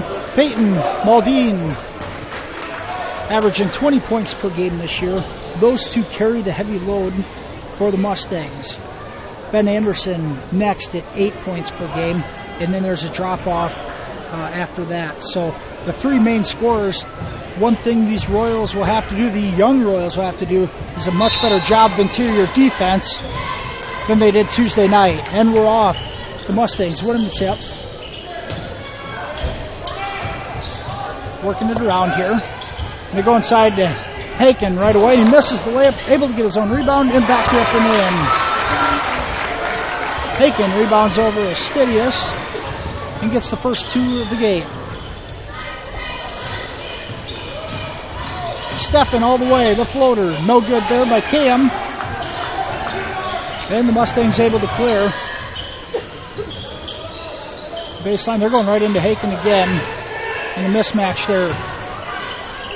Will Hamilton on the kick out, can't hit the three. Then the Royals clear. Cade Pepper crosses the timeline over to Steffen. And it looks like a 1-3-1 zone for the Mustangs as they look to trap if getting the opportunity. Steffen can't control the cross-court pass. And the steal belongs to Ben Anderson, who goes all the way and draws the foul. Anderson, the third leading scorer for the Mustangs coming into tonight. And he's only a 50% free throw shooter. Doesn't get there that often. And he misses the first. Royals. Foul belongs to Andrew Borinsky, it's his first on the 5'7" freshman. Anderson misses that one, and Astidius clears the board. As they continue to sit back in their zone in the 1-3, looking for any traps they can get.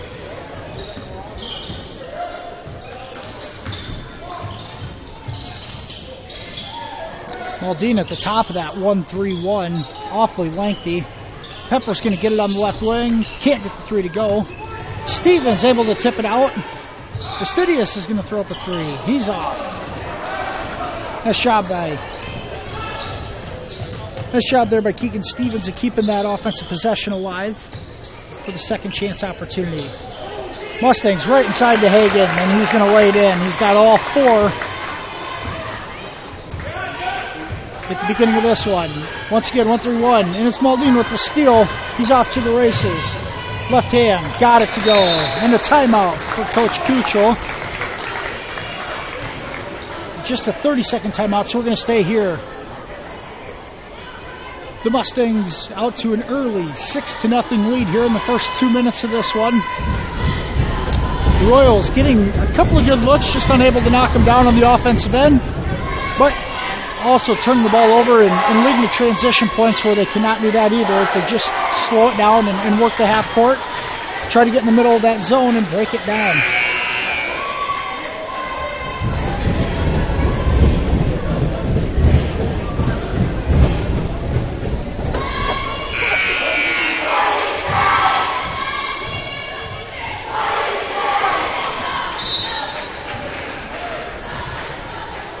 Royals are going to have Steffen bring it into the front court here.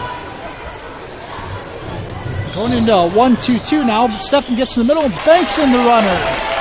Cam's on the board with the Royals' first 2 points of the night. Royals looking, well, they're going to go man, and Haken's going to get it inside again over top. And right now, the Royals just have no matchup for him inside. He's taking advantage of his height and positioning. And now Pepper's going to throw it away into the backcourt for the Royals' turnover. Mustangs lead 8-2. 5.5 minutes to go first quarter. Peyton Maldine with the ball, leading scorer at 20 points per game. And they're going to continue to go into Haken. He's got an and one. Matt Haken continues to terrorize the Royals inside. 8 points for him already, and that's going to be Steffen's second, or Borinsky's second foul, excuse me. And he's going to have to go to the bench for a while, you'd think. Free throw by Haken is good. Derek Goff on the floor for Borinsky. He's getting his first minutes of the evening. Pepper dribbling around, trying to stay out of the trap. Steffen looking for a spot, and he loses control of it. Back to Pepper. Good look at three. Got it. Cade Pepper knocks down a triple. And the Royals cut the lead to 6. Man defense here as Steffen lays off Johnny Schmidt, and now trying to go inside. Ball's on the ground. Should belong. Nope, he's going to give it to the Mustangs. Must have been off Astidius. This Royals team, a young, scrappy bunch. Oh, backside fine. Maldine with a nice pass there to number 10, Johnny Schmidt for the easy 2. In the 1-2-2 zone, causing a little pressure out front. Able to get to Stevens in the middle. Now to the short corner. Good look inside there to Pepper. Nowhere to go. Back to Stevens. 3 ball. He's off. That's a good look there for Keegan. Just couldn't get it to go. And the Mustangs clear. Maldine, the leading scorer, being awfully patient on this end.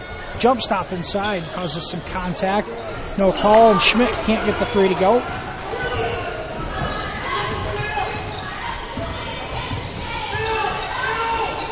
Cade gets the ball the right wing to Goff, gets it into Stidius. He's got a 15-footer. That's just off. Stevens there for the board, but Haken able to knock it away. And swinging it around the key. They go right inside to Haken over top. Can't get it to go. That foul, I believe, is going to be on Camden Steffen.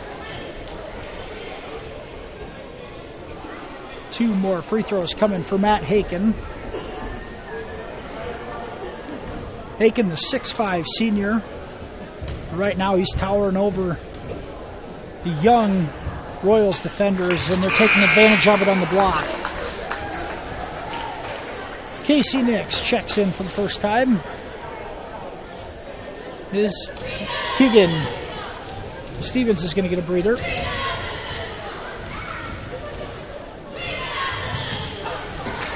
And free throws are good. Haken with 10 early points for the Mustangs. Good ball movement, and the Stidius can't get that free throw line jumper to go in the middle of the zone. Comes up with a steal, though. He's going to go right at Haken. Let it go, no foul called. And now the pass is stolen by Maldine as he tried kicking it out. Maldine, body control, and banks it in. Mustangs stretch the lead to 17-5. Steffen has the shot altered by the much bigger Haken, and it's going to go out of bounds to the Mustangs. Mustangs lead 17-5, 3 minutes to go in the first quarter.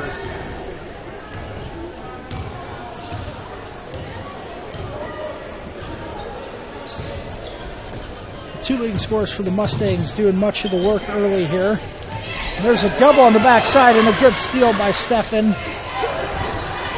There's the additional help and the perfectly executed defensive double team. Moving the ball around. Pepper's going to get it in the corner. Knocks down another triple. Cade Pepper. 2 threes here in the first quarter. And it brings the score to 17-8. Entry pass. Haken draws a double. 3 ball. The Mustangs knock it down. It's number 12, Mason Post. Post can shoot it, a 40% three-point shooter on the season. And he gets left open there. And now a steal by the Mustangs. Looks like Taylor Putnam lays it in off the steal.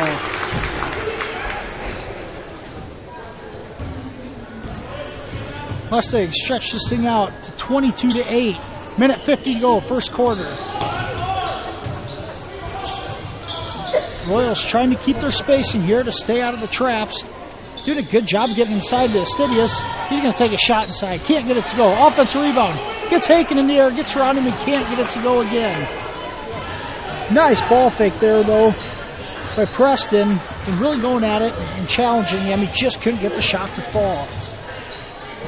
Mustangs on the other end. Maldine leaves it there for Will Hamilton. He can't get the 3 to go. And another offensive rebound leads to a foul here. And Haken's going to go back to the free throw line.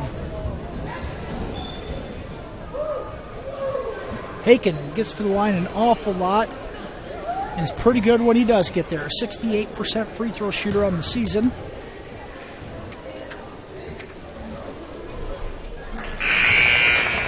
The big guy finished with 8 points and 16 rebounds the other night in the win against Sibley O'Cheaton here.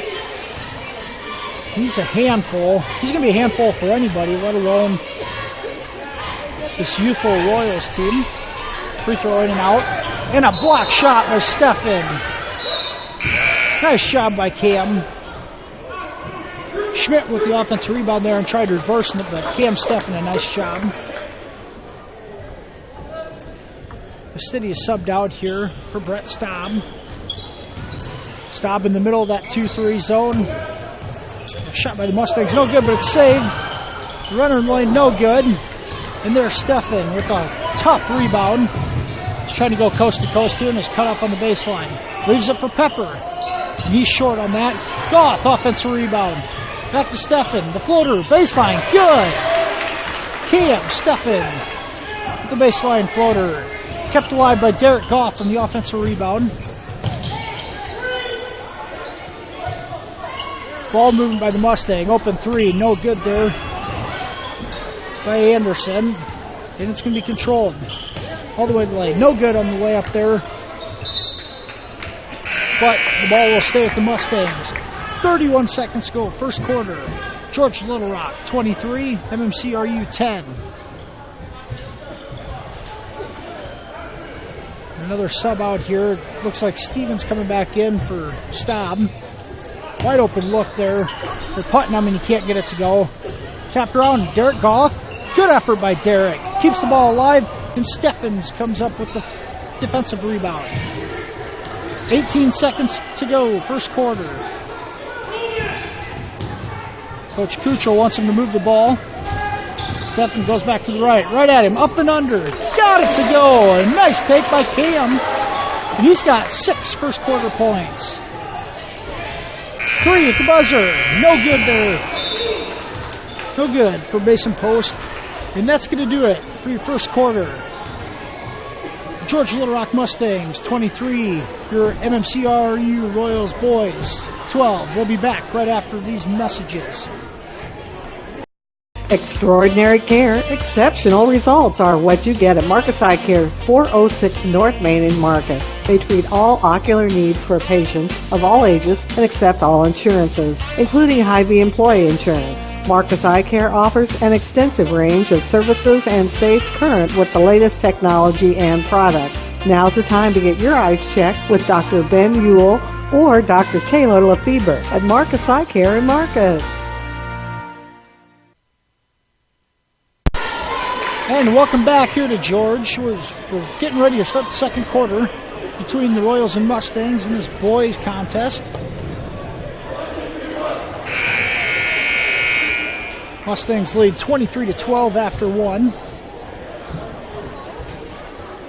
The Royals bringing in the majority of their starting 5 here, except Garrett Goff continues to stay in and give good minutes to his team. Great hustle out of him this evening. Mustangs continue to sit in the 1-3-1, trying to trap any chance they get. Cross-court pass. Goff is going to get a look at it. Just draws iron, but can't get it to go. Anastidius, good offensive board, but can't get that to go on the follow-up. Looks like Peyton Malden on the run. Mustangs are going to pull it back out here. Good ball movement. They passed up on a couple of good looks from 3. Goff tries to steal it, and there's Haken. Drives the lane and stuffs it with authority. Matt Haken. Crowd pleaser there. Good ball movement there. Now Haken recovers to block Astidius. Good ball movement by the Royals on that possession, though. They're just unable to get the ball to go in.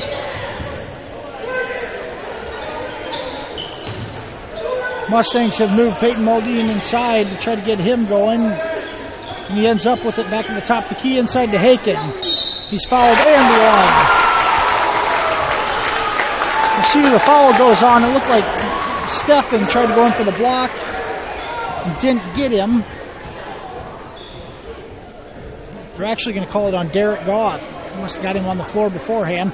That's Goff's first. 5 team fouls on the Royals here. Haken misses the free throw. Already 15 points for him with 6:45 to go in the second quarter. Goff drives baseline, floater, just off. It's a good look for Derek, just can't get it to go. Mustangs walk it up, going to the half court. Royals doing a good job of sagging to try to get help on the inside. Astidius attempts for the steal, but he's out of bounds. And with the lack of size for the Royals, that's about all you can do is just sag off and really try to help on the inside. Haken's just been a load for him so far.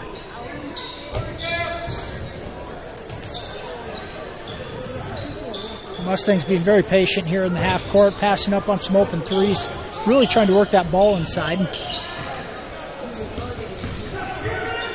Muldean, 3 ball. No good there. He left down for Ben Anderson, but an offensive rebound.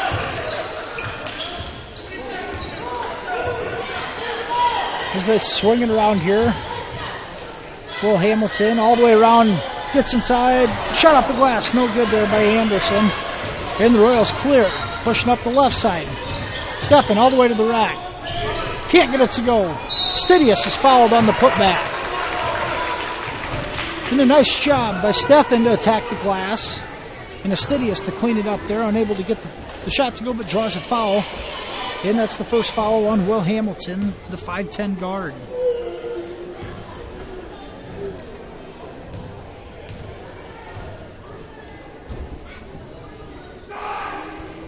Preston misses the first.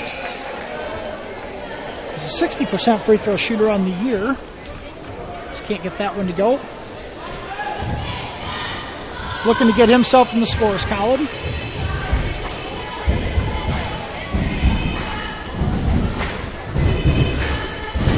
Second shot is up and good. Stidius. A couple of good possessions in a row for him.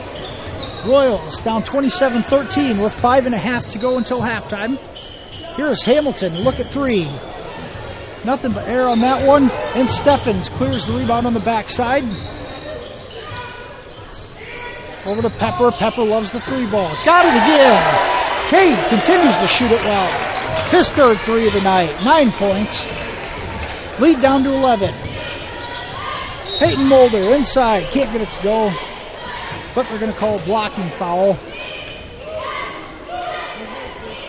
And the foul's going to go on Preston Astidius. It's his first, the team's sixth. Mustangs will be in the bonus the rest of the way here in the first half. And Muldean knocks the first down.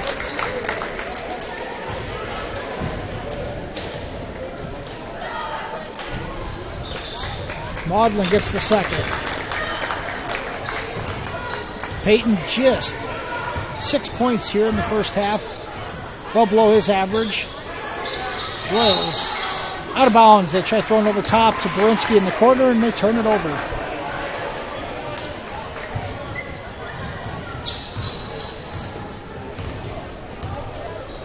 Five minutes to go in the first half. Mustangs lead 29-16. Three ball here. Can't go. And Mason Post just had a couple of those rim in and out. Had a couple good looks. Just can't get him to go. Stevens leaves it for Berinsky, who knocks down the jumper from the elbow. The Royals, a little spurt energy here in the second quarter. Cuts the lead to 11. George Little Rock, a 29-18 lead with 4:40 to go. Pretty balanced scoring so far for the Royals. Cade Pepper, half the team's points. He's got 9 of the 18 on 3 triples. Second game in a row, he's had at least 3 of those. Stidius with 1 point at the free throw line there. Stefan, a couple nice takes. He's got 6. And Berinsky knocks down his first 2.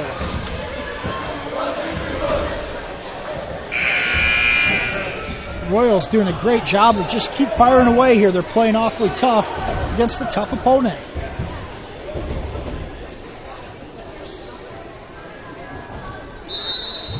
Ready to inbound the ball here. Anderson gets it over to Maudlin. Mustangs around the perimeter. Post is not going to take that three. Gets inside to Maudlin, who kicks it. Hamilton to Post. Moves it around. Hamilton. Anderson. Post. Inside. And Royals bringing double, triple team. All sorts of help there. Now off and running. Stefan no good, but he's going to draw the foul on Mason Post. And the Royals pushing up the floor. Drawing some contact inside. Taking it to the rack hard. It's Post's first foul. The team's second. Stefan steps to the line. Can't get the first free throw to go. Stefan right up there with Cade Pepper as the leading scorers of this ball club. Cam, just a freshman, 6 foot, plays awfully hard. Can't get that second free throw to go either, so it's an empty possession for the Royals. Mustangs look inside. They get it inside the Ben Post, but knocked away by Casey Nix, another freshman on the floor. Royals currently have Astidius, Pepper, Nix, Stefan, and Berinsky on the floor. Mustangs move the ball around the key. You get the ball to Haken at the top, and he's going to get over to Anderson. Tries to go back to Haken. Corrals it, gets it back to Anderson, he lays it in. They work through Haken this time, he's able to get the assist. Anderson, now the steal by Moline, and he's able to finish. 4 quick points by the Mustangs, stretches this back to a 15-point lead. 3.5 minutes to go in the second quarter. Royals, good job going inside out against that zone. Nix tries going baseline, gets it to Berinsky. Back to Pepper, 3 ball, no good. Post clears the board. Then Anderson's going to bring the ball up the floor for the Mustangs here. Trying to add on to their lead. Ball moving on the perimeter. He's going to take it, no good. Pretty bad shot from the post. They're able to crowd the board and retain the possession. Maudlin trying to get to the basket, doing a good job of stopping him, but the free throw line jumper is good. That was smooth. Maudlin has 10 points on the night. Halfway to his average. Casey Nix trying to go through the trees on that. Can't get it to go, and Stefan tries to save it back, but he's out of bounds. Looks like subs coming in for both teams. Nix and Berinsky to the bench. Then Stevens and Goff back on the floor for your Royals. Go along with Stefan and Astidius. Maudlin stays in here for the Mustangs. Then trying to get the ball to Haken in the high-low. They can't quite corral it, and it's out of bounds. Royals basketball. 35-18. 2:15 to go here in the first half. Cade Pepper can step back and swing it around the key, but Astidius, ball fake, he wants to go. Got it to go. Nice job by Preston Astidius. His first field goal of the game. 3 points for Preston.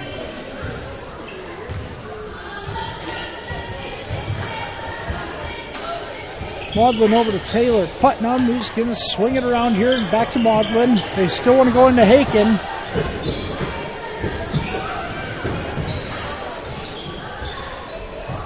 Now they're looking inside here. Putnam makes a move. Can't get it to go. Stefan with the board. Cam looks to push. Up to Cade Pepper. Right wing. Back to Cam. 3, top the key. Got it!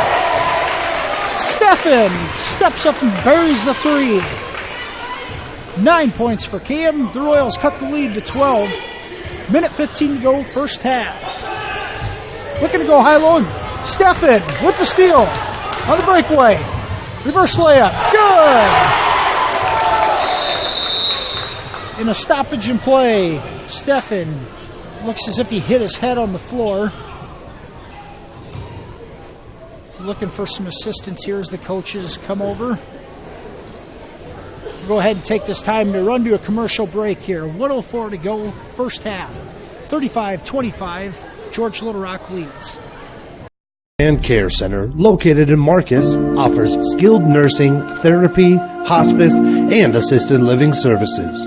Warm, friendly staff are here to provide the high-quality care you and your loved ones deserve and ensure your stay with us is as pleasant as possible. Heartland is excited to offer new private rooms with private showers in the summer of 2020. Give us a call today at 712-376-2500 for more information and to hear how we can help you out today. And we're back to second quarter action here in George. George Little Rock Mustangs lead MMCRU Royal Boys 35-25. 1 minute, 4 seconds here left in the first half. Luckily, Cam Stefan able to walk to the bench under his own power after hitting his head on the floor. What a spurt. 5 quick points from him. He's got 11 in the game. What a spark he's been tonight. Mustangs back on the offensive end. We lead it here. Putnam being harassed by KC Nix. And they're going to call a foul on Pepper coming over on a double team.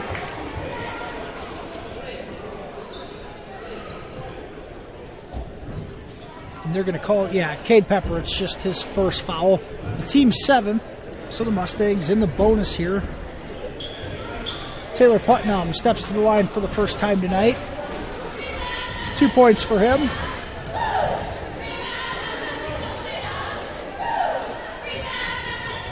Front into the 1-and-1, no good. And Cade Pepper with the track down on the rebound there, and Royals able to get the ball back. Try to get this thing to single digits at the half. Stidius has got a lane. He's going to go all the way. Too hard. Can't finish. 20 seconds left. First half, the Mustangs look as if they're going to hold for one. Pepper picks up Maldine. He's going to pass it off here to Anderson, who's guarded by Stevens.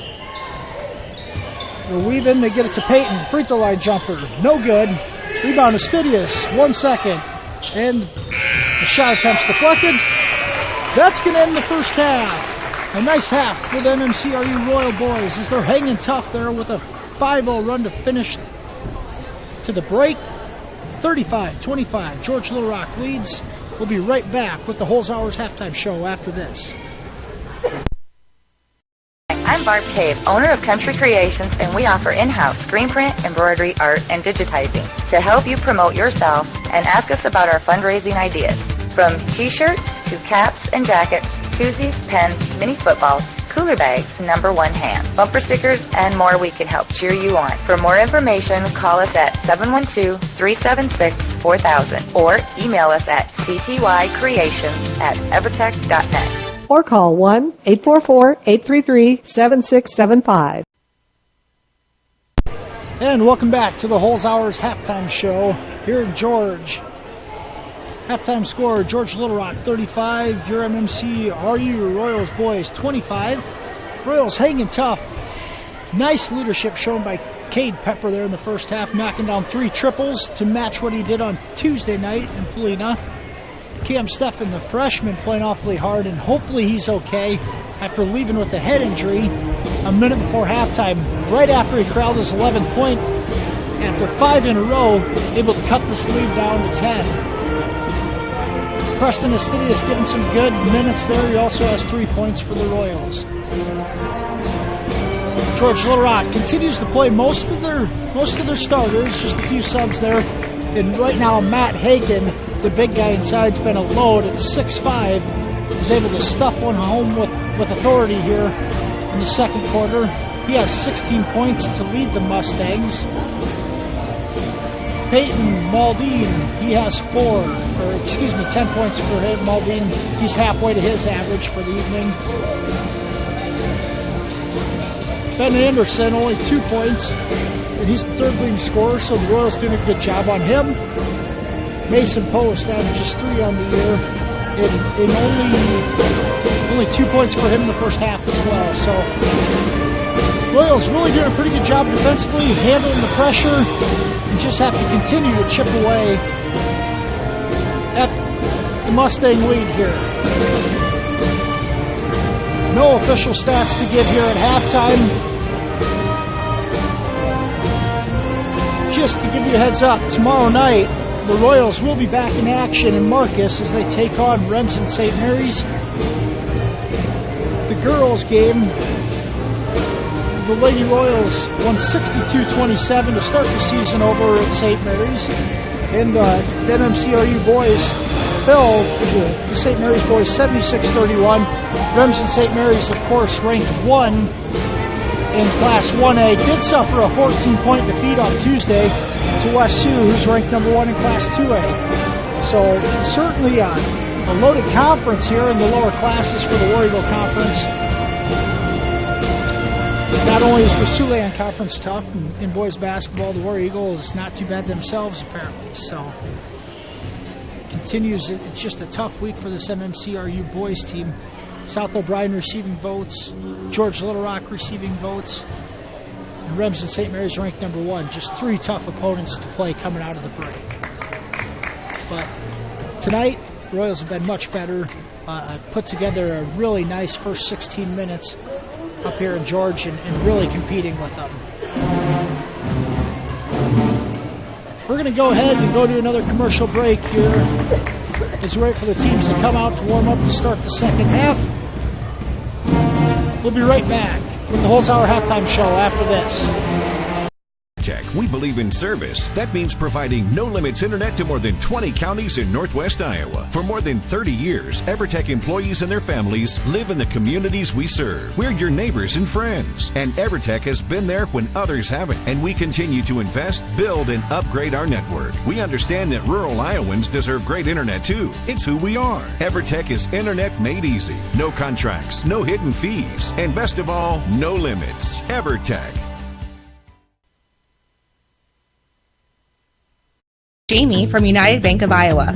For a limited time, when you open a new checking account with United Bank of Iowa, you'll receive a free gift, an Insignia air fryer. And we're even having a consumer loan special. So if you need financing for a vehicle or another personal reason, we're offering a rate you won't want to miss.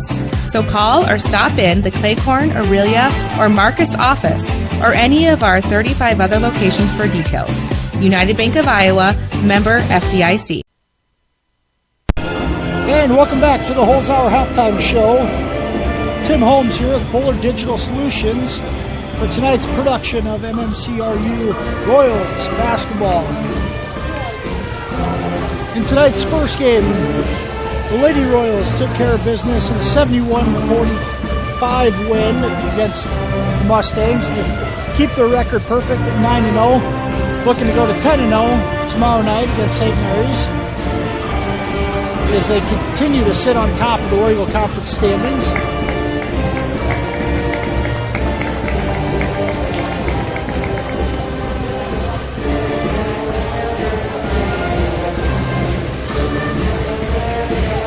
And as we talked a little bit about the Wrens and St. Mary's West Sioux game on Tuesday night, that was kind of the headliner for the area with two number 1 ranked teams going at it. Some of the other scores from Tuesday night around the area. Boys basketball, Spirit Lake knocked off Pocahontas area 80-62. In the Siouxland Conference, MOC Floyd Valley a 70-51 win over Central Lyon. In War Eagle Conference action, Harris Lake Park a 54-41 win over Hartley Melvin Sanborn. In the area, Cherokee 86, Manson Northwest Webster 50. The Cherokee boys playing really well here lately. And have a couple of wins to show for it. They're playing very well.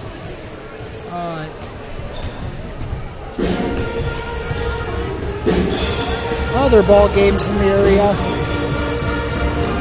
Siouxland Christians also ranked in Class 1A. They knocked off Woodbury Central 67-54. The Norris Community over Unity Christians 72-48. Newell Fonda's boys knock off Spencer 59-55. Bishop Elam boys a 64-52 winner over South Sioux City.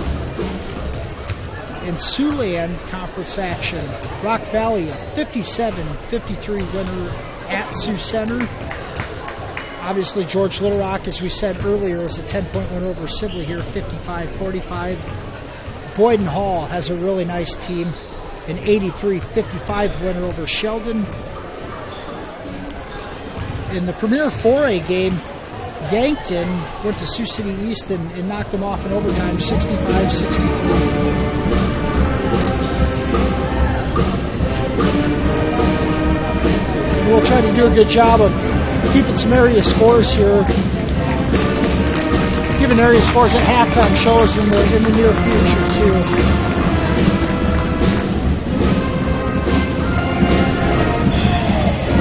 On the girls' side of things, as far as scores go, Westwood a 46-44 winner over Akron Westfield. On the girls' side, very interesting, Westwood has given Kingsley Pearson their lone loss of the season.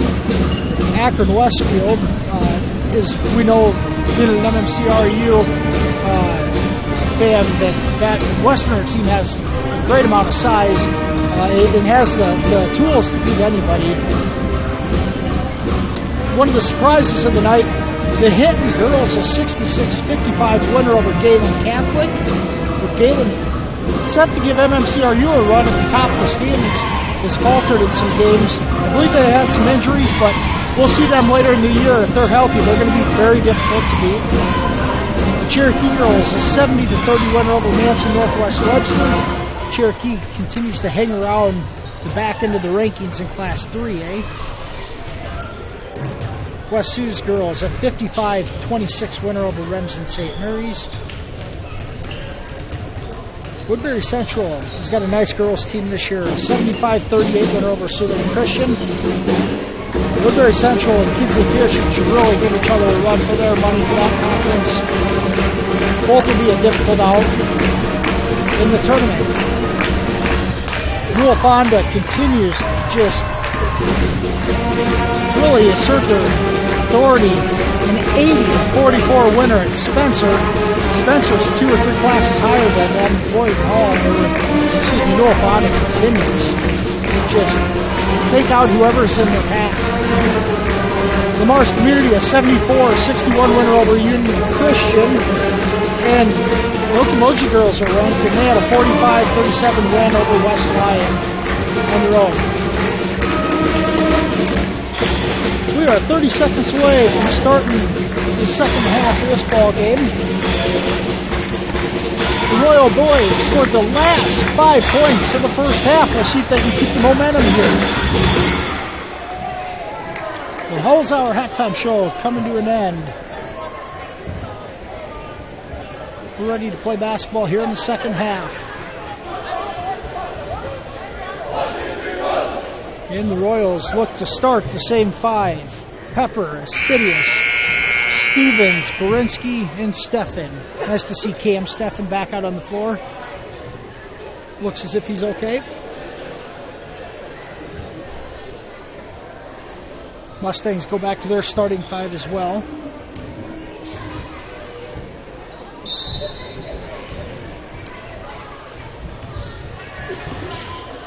Peyton Maldine brings the ball to the floor. Will Hamilton, Ben Anderson. Big guy Matt Haken inside.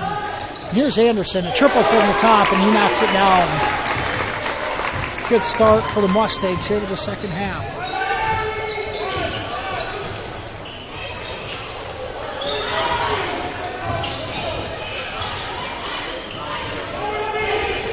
Borinsky looking what to do with it. He looks for Astidius. Pepper ends up finding it and misses the baseline jumper. George Little Rock looks to push. Maldine all the way in. And good for 2. 5 quick points for the Mustangs out of the half. Steffen all the way. Gets it to go. Right around Haken. Mustangs trying to pick him up at half court, and Cam used the speed to get to the rack first for the layup. He's got 13 to lead the Royals. Cross-court pass. Here's Anderson again. He's off on this one. Haken, offensive rebound. He's going to be fouled there by Borinsky. So he tried to pass it off. That's going to be Borinsky's 3rd foul here with 6:45 to go in the 3rd quarter. Mustangs inbound. Haken, backdoor cut. And like you had the shot there. Johnny Schmidt just didn't take it. Here's Maldine, 3. No good. Will Hamilton, offensive board, gets it to Haken. He's trying to drive in. Left hand, good. Astidius tried taking the charge, but no call. And here comes Steffen. Nice bounce pass. Astidius gets it to go with the left hand. That play is set up by Cam Steffen on the nice assist. Astidius, 5 points. Spin move by Haken. He can't get it to go. A little contact there, no call. Steffen all the way back. And the Royals back, cut the deficit back to 11. Just under 6 minutes to go, 3rd quarter. 42-31 Mustang lead. Maldine, great body control inside as he's able to finish over Pepper. Steffen, he loses the ball going baseline. Right idea. Cam continues to attack the basket. and use his speed as an advantage around Matt Haken.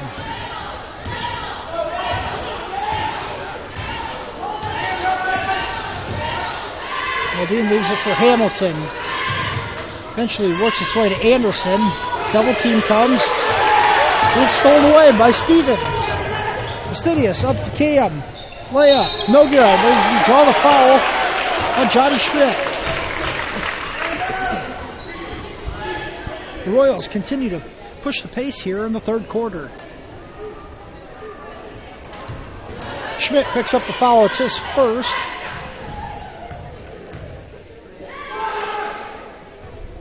Steffen misses the first free throw. Cam just under a 67% free throw shooter on the year.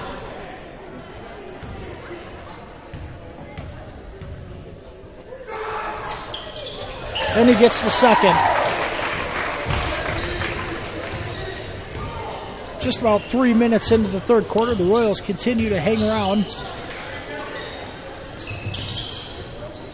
Mustangs patient in the half court here. Working around Hamilton, a good look at three, and he knocks it down. Hamilton's first bucket of the night.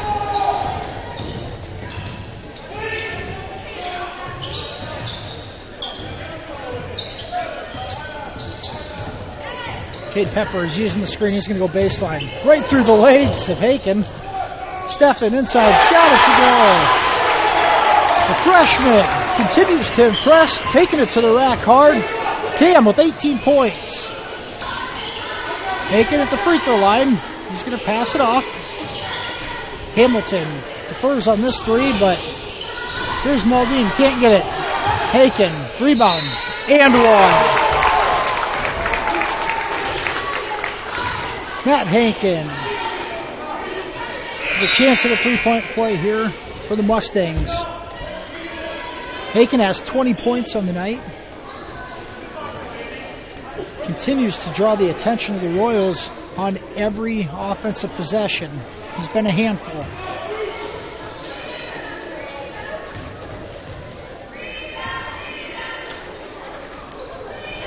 Haken's free throw attempt is good. And full court pressure here by the Mustangs. Mustangs lead 50-34. 4:16 to go here, third quarter. They try going full court press, and they get it to Cam, who's eventually going to be fouled here. Taylor Putton goes for the steal. He picks up his first foul of the night. Just the second team foul on the Mustangs.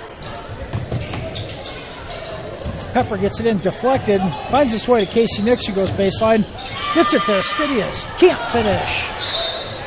And it's going to stay with the Royals. Good look there by Casey Nix. Astidius just has to go up stronger to finish that off, but Haken obviously is going to redirect that as well. Nix, good cut, and then he throws it away here.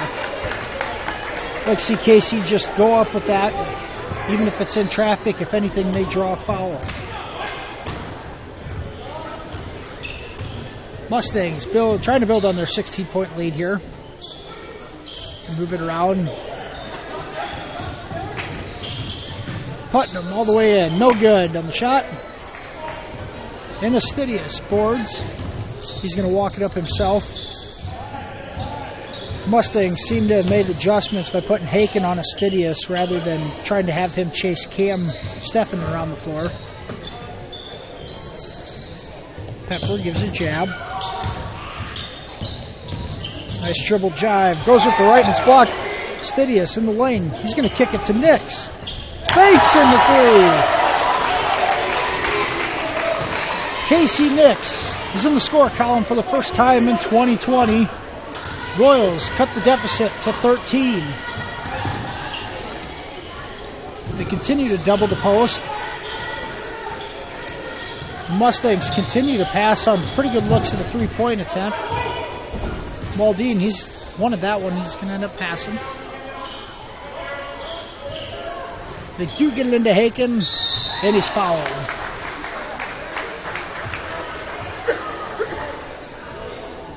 Mustangs continue to be patient in the half court and really trying to pound it inside. That foul is going to go on Preston Astidius. It's his second. The Royals' third this half. And Haken misses the first.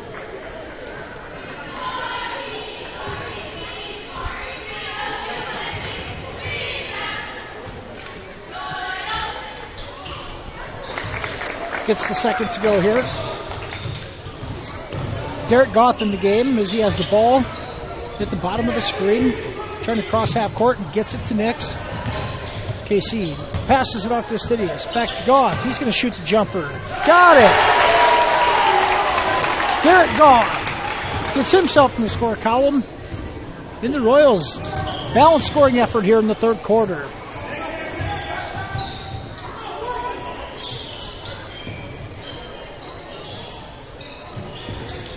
Peyton Muldean trying to get into Haken. Royals continue to pack it in. And I was going to say, it looked like he traveled there. Taylor Putton just took an extra step for his dribble drive. And the Mustangs turn it over. Steffen's going to get the ball in the sprint. Able to maintain it. Kicks it. Astidius is going to shoot a three. Can't get that to go. And Muldean clears. Mustangs a 12-point lead in the ball. 1:56 to go, third quarter. The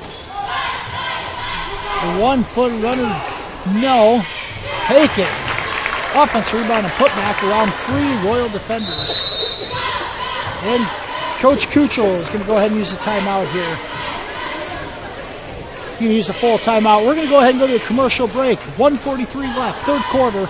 Mustangs lead 53-39. We'll be right back after these messages.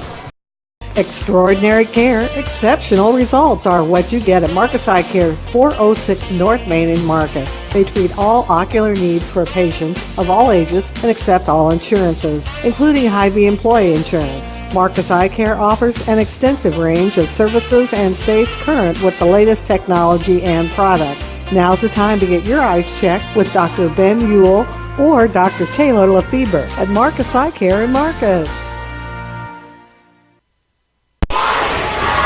Welcome back to George Little Rock High School Gymnasium. For the second half of tonight's second contest, MMCRU Royal Boys trail 53-39 to George Little Rock. The Mustangs 6-4 on your receiving votes in Class 1A. Your youthful up-and-coming Royals have played very, very tough tonight and continue to hang around. Down just 10 at the halftime break. Continue to keep this one close. Pepper on the floor with Steffen, Goff, Casey Nix, and Astidius. Steffen goes right in the middle of that zone and draws a foul. He'll go to the line for two. Cam, 18 points tonight, looking to build on that. First free throw is good.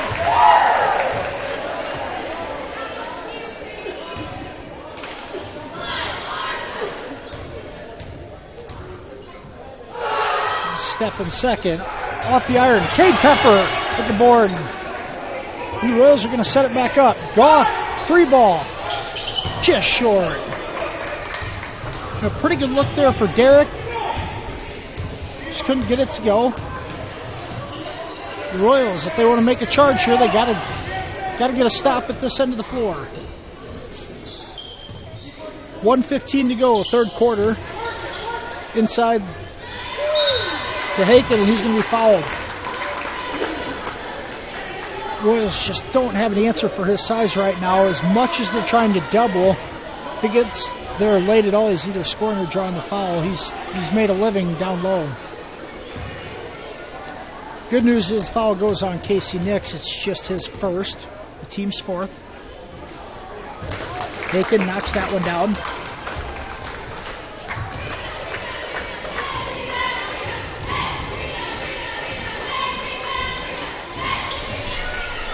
And he gets the second. 15-point Mustang lead.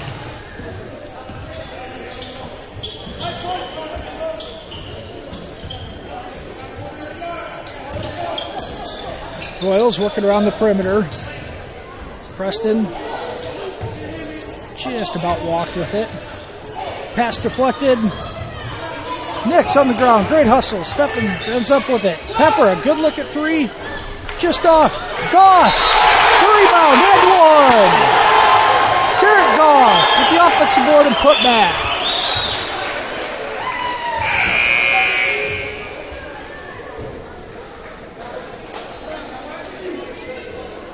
Derek Goff, the freshman, given some valuable minutes tonight for the youthful Royals. He finishes the three-point play. Goff, 5 points.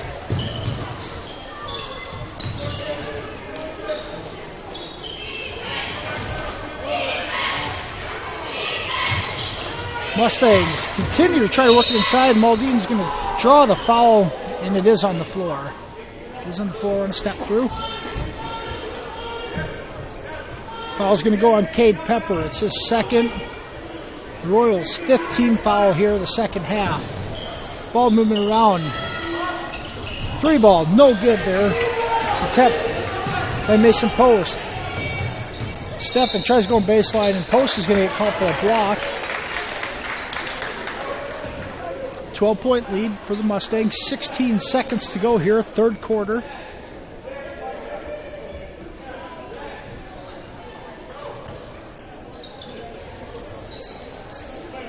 He'll swing it to the top.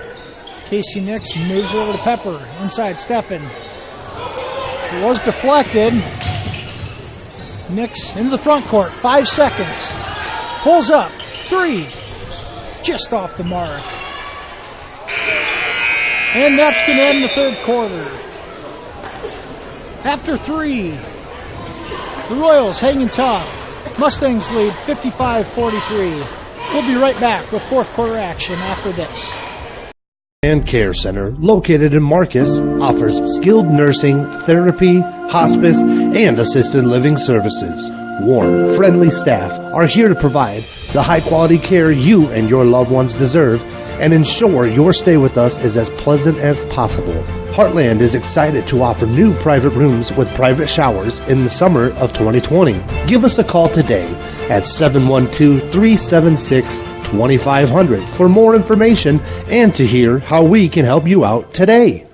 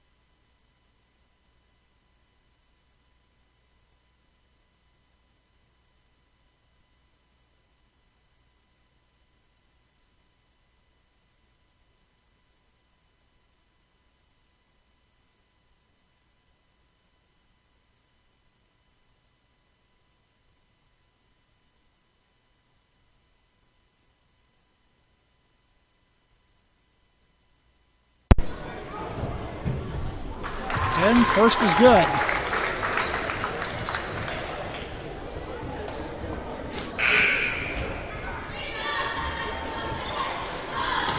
Royals are going to bring in a couple subs themselves.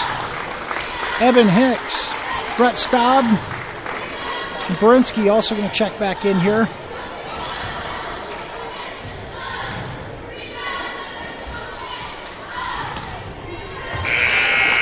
Braden Dirks also on the floor for the first time. And Peyton Muldean's going to check out tonight with 21 points. Hurt his average. Goff brings it up the floor. Derek's the one that stayed on with this group to finish this thing out. Derek, a great night. Valuable minutes for the youngster. 5 points. He had a three-point field goal he knocked down in the third quarter. And offensive rebound. And land one opportunity. He's brought some valuable minutes this evening. Running up and down here. Goff, can you have one more look? He passes on it. Here's Dirks. He's going to throw it up the three. No good. Goff, another offensive board. Kicks it out. And they're going to rotate it. Back to Hicks. Dirks, he's going to fire another one. No good. And it goes over the backboard. Goff in position for an offensive rebound, but the unfortunate bounce there. Down to the final 20 seconds, and that should do it. Mustangs look as if they're going to dribble this thing out. And the final is going to be 73-54. Favor of George Little Rock, but, well, maybe three. Got it to roll at the very end. I said it too soon. Mason Post knocks down the three on a shooter's bounce at the end for a final of 76-54.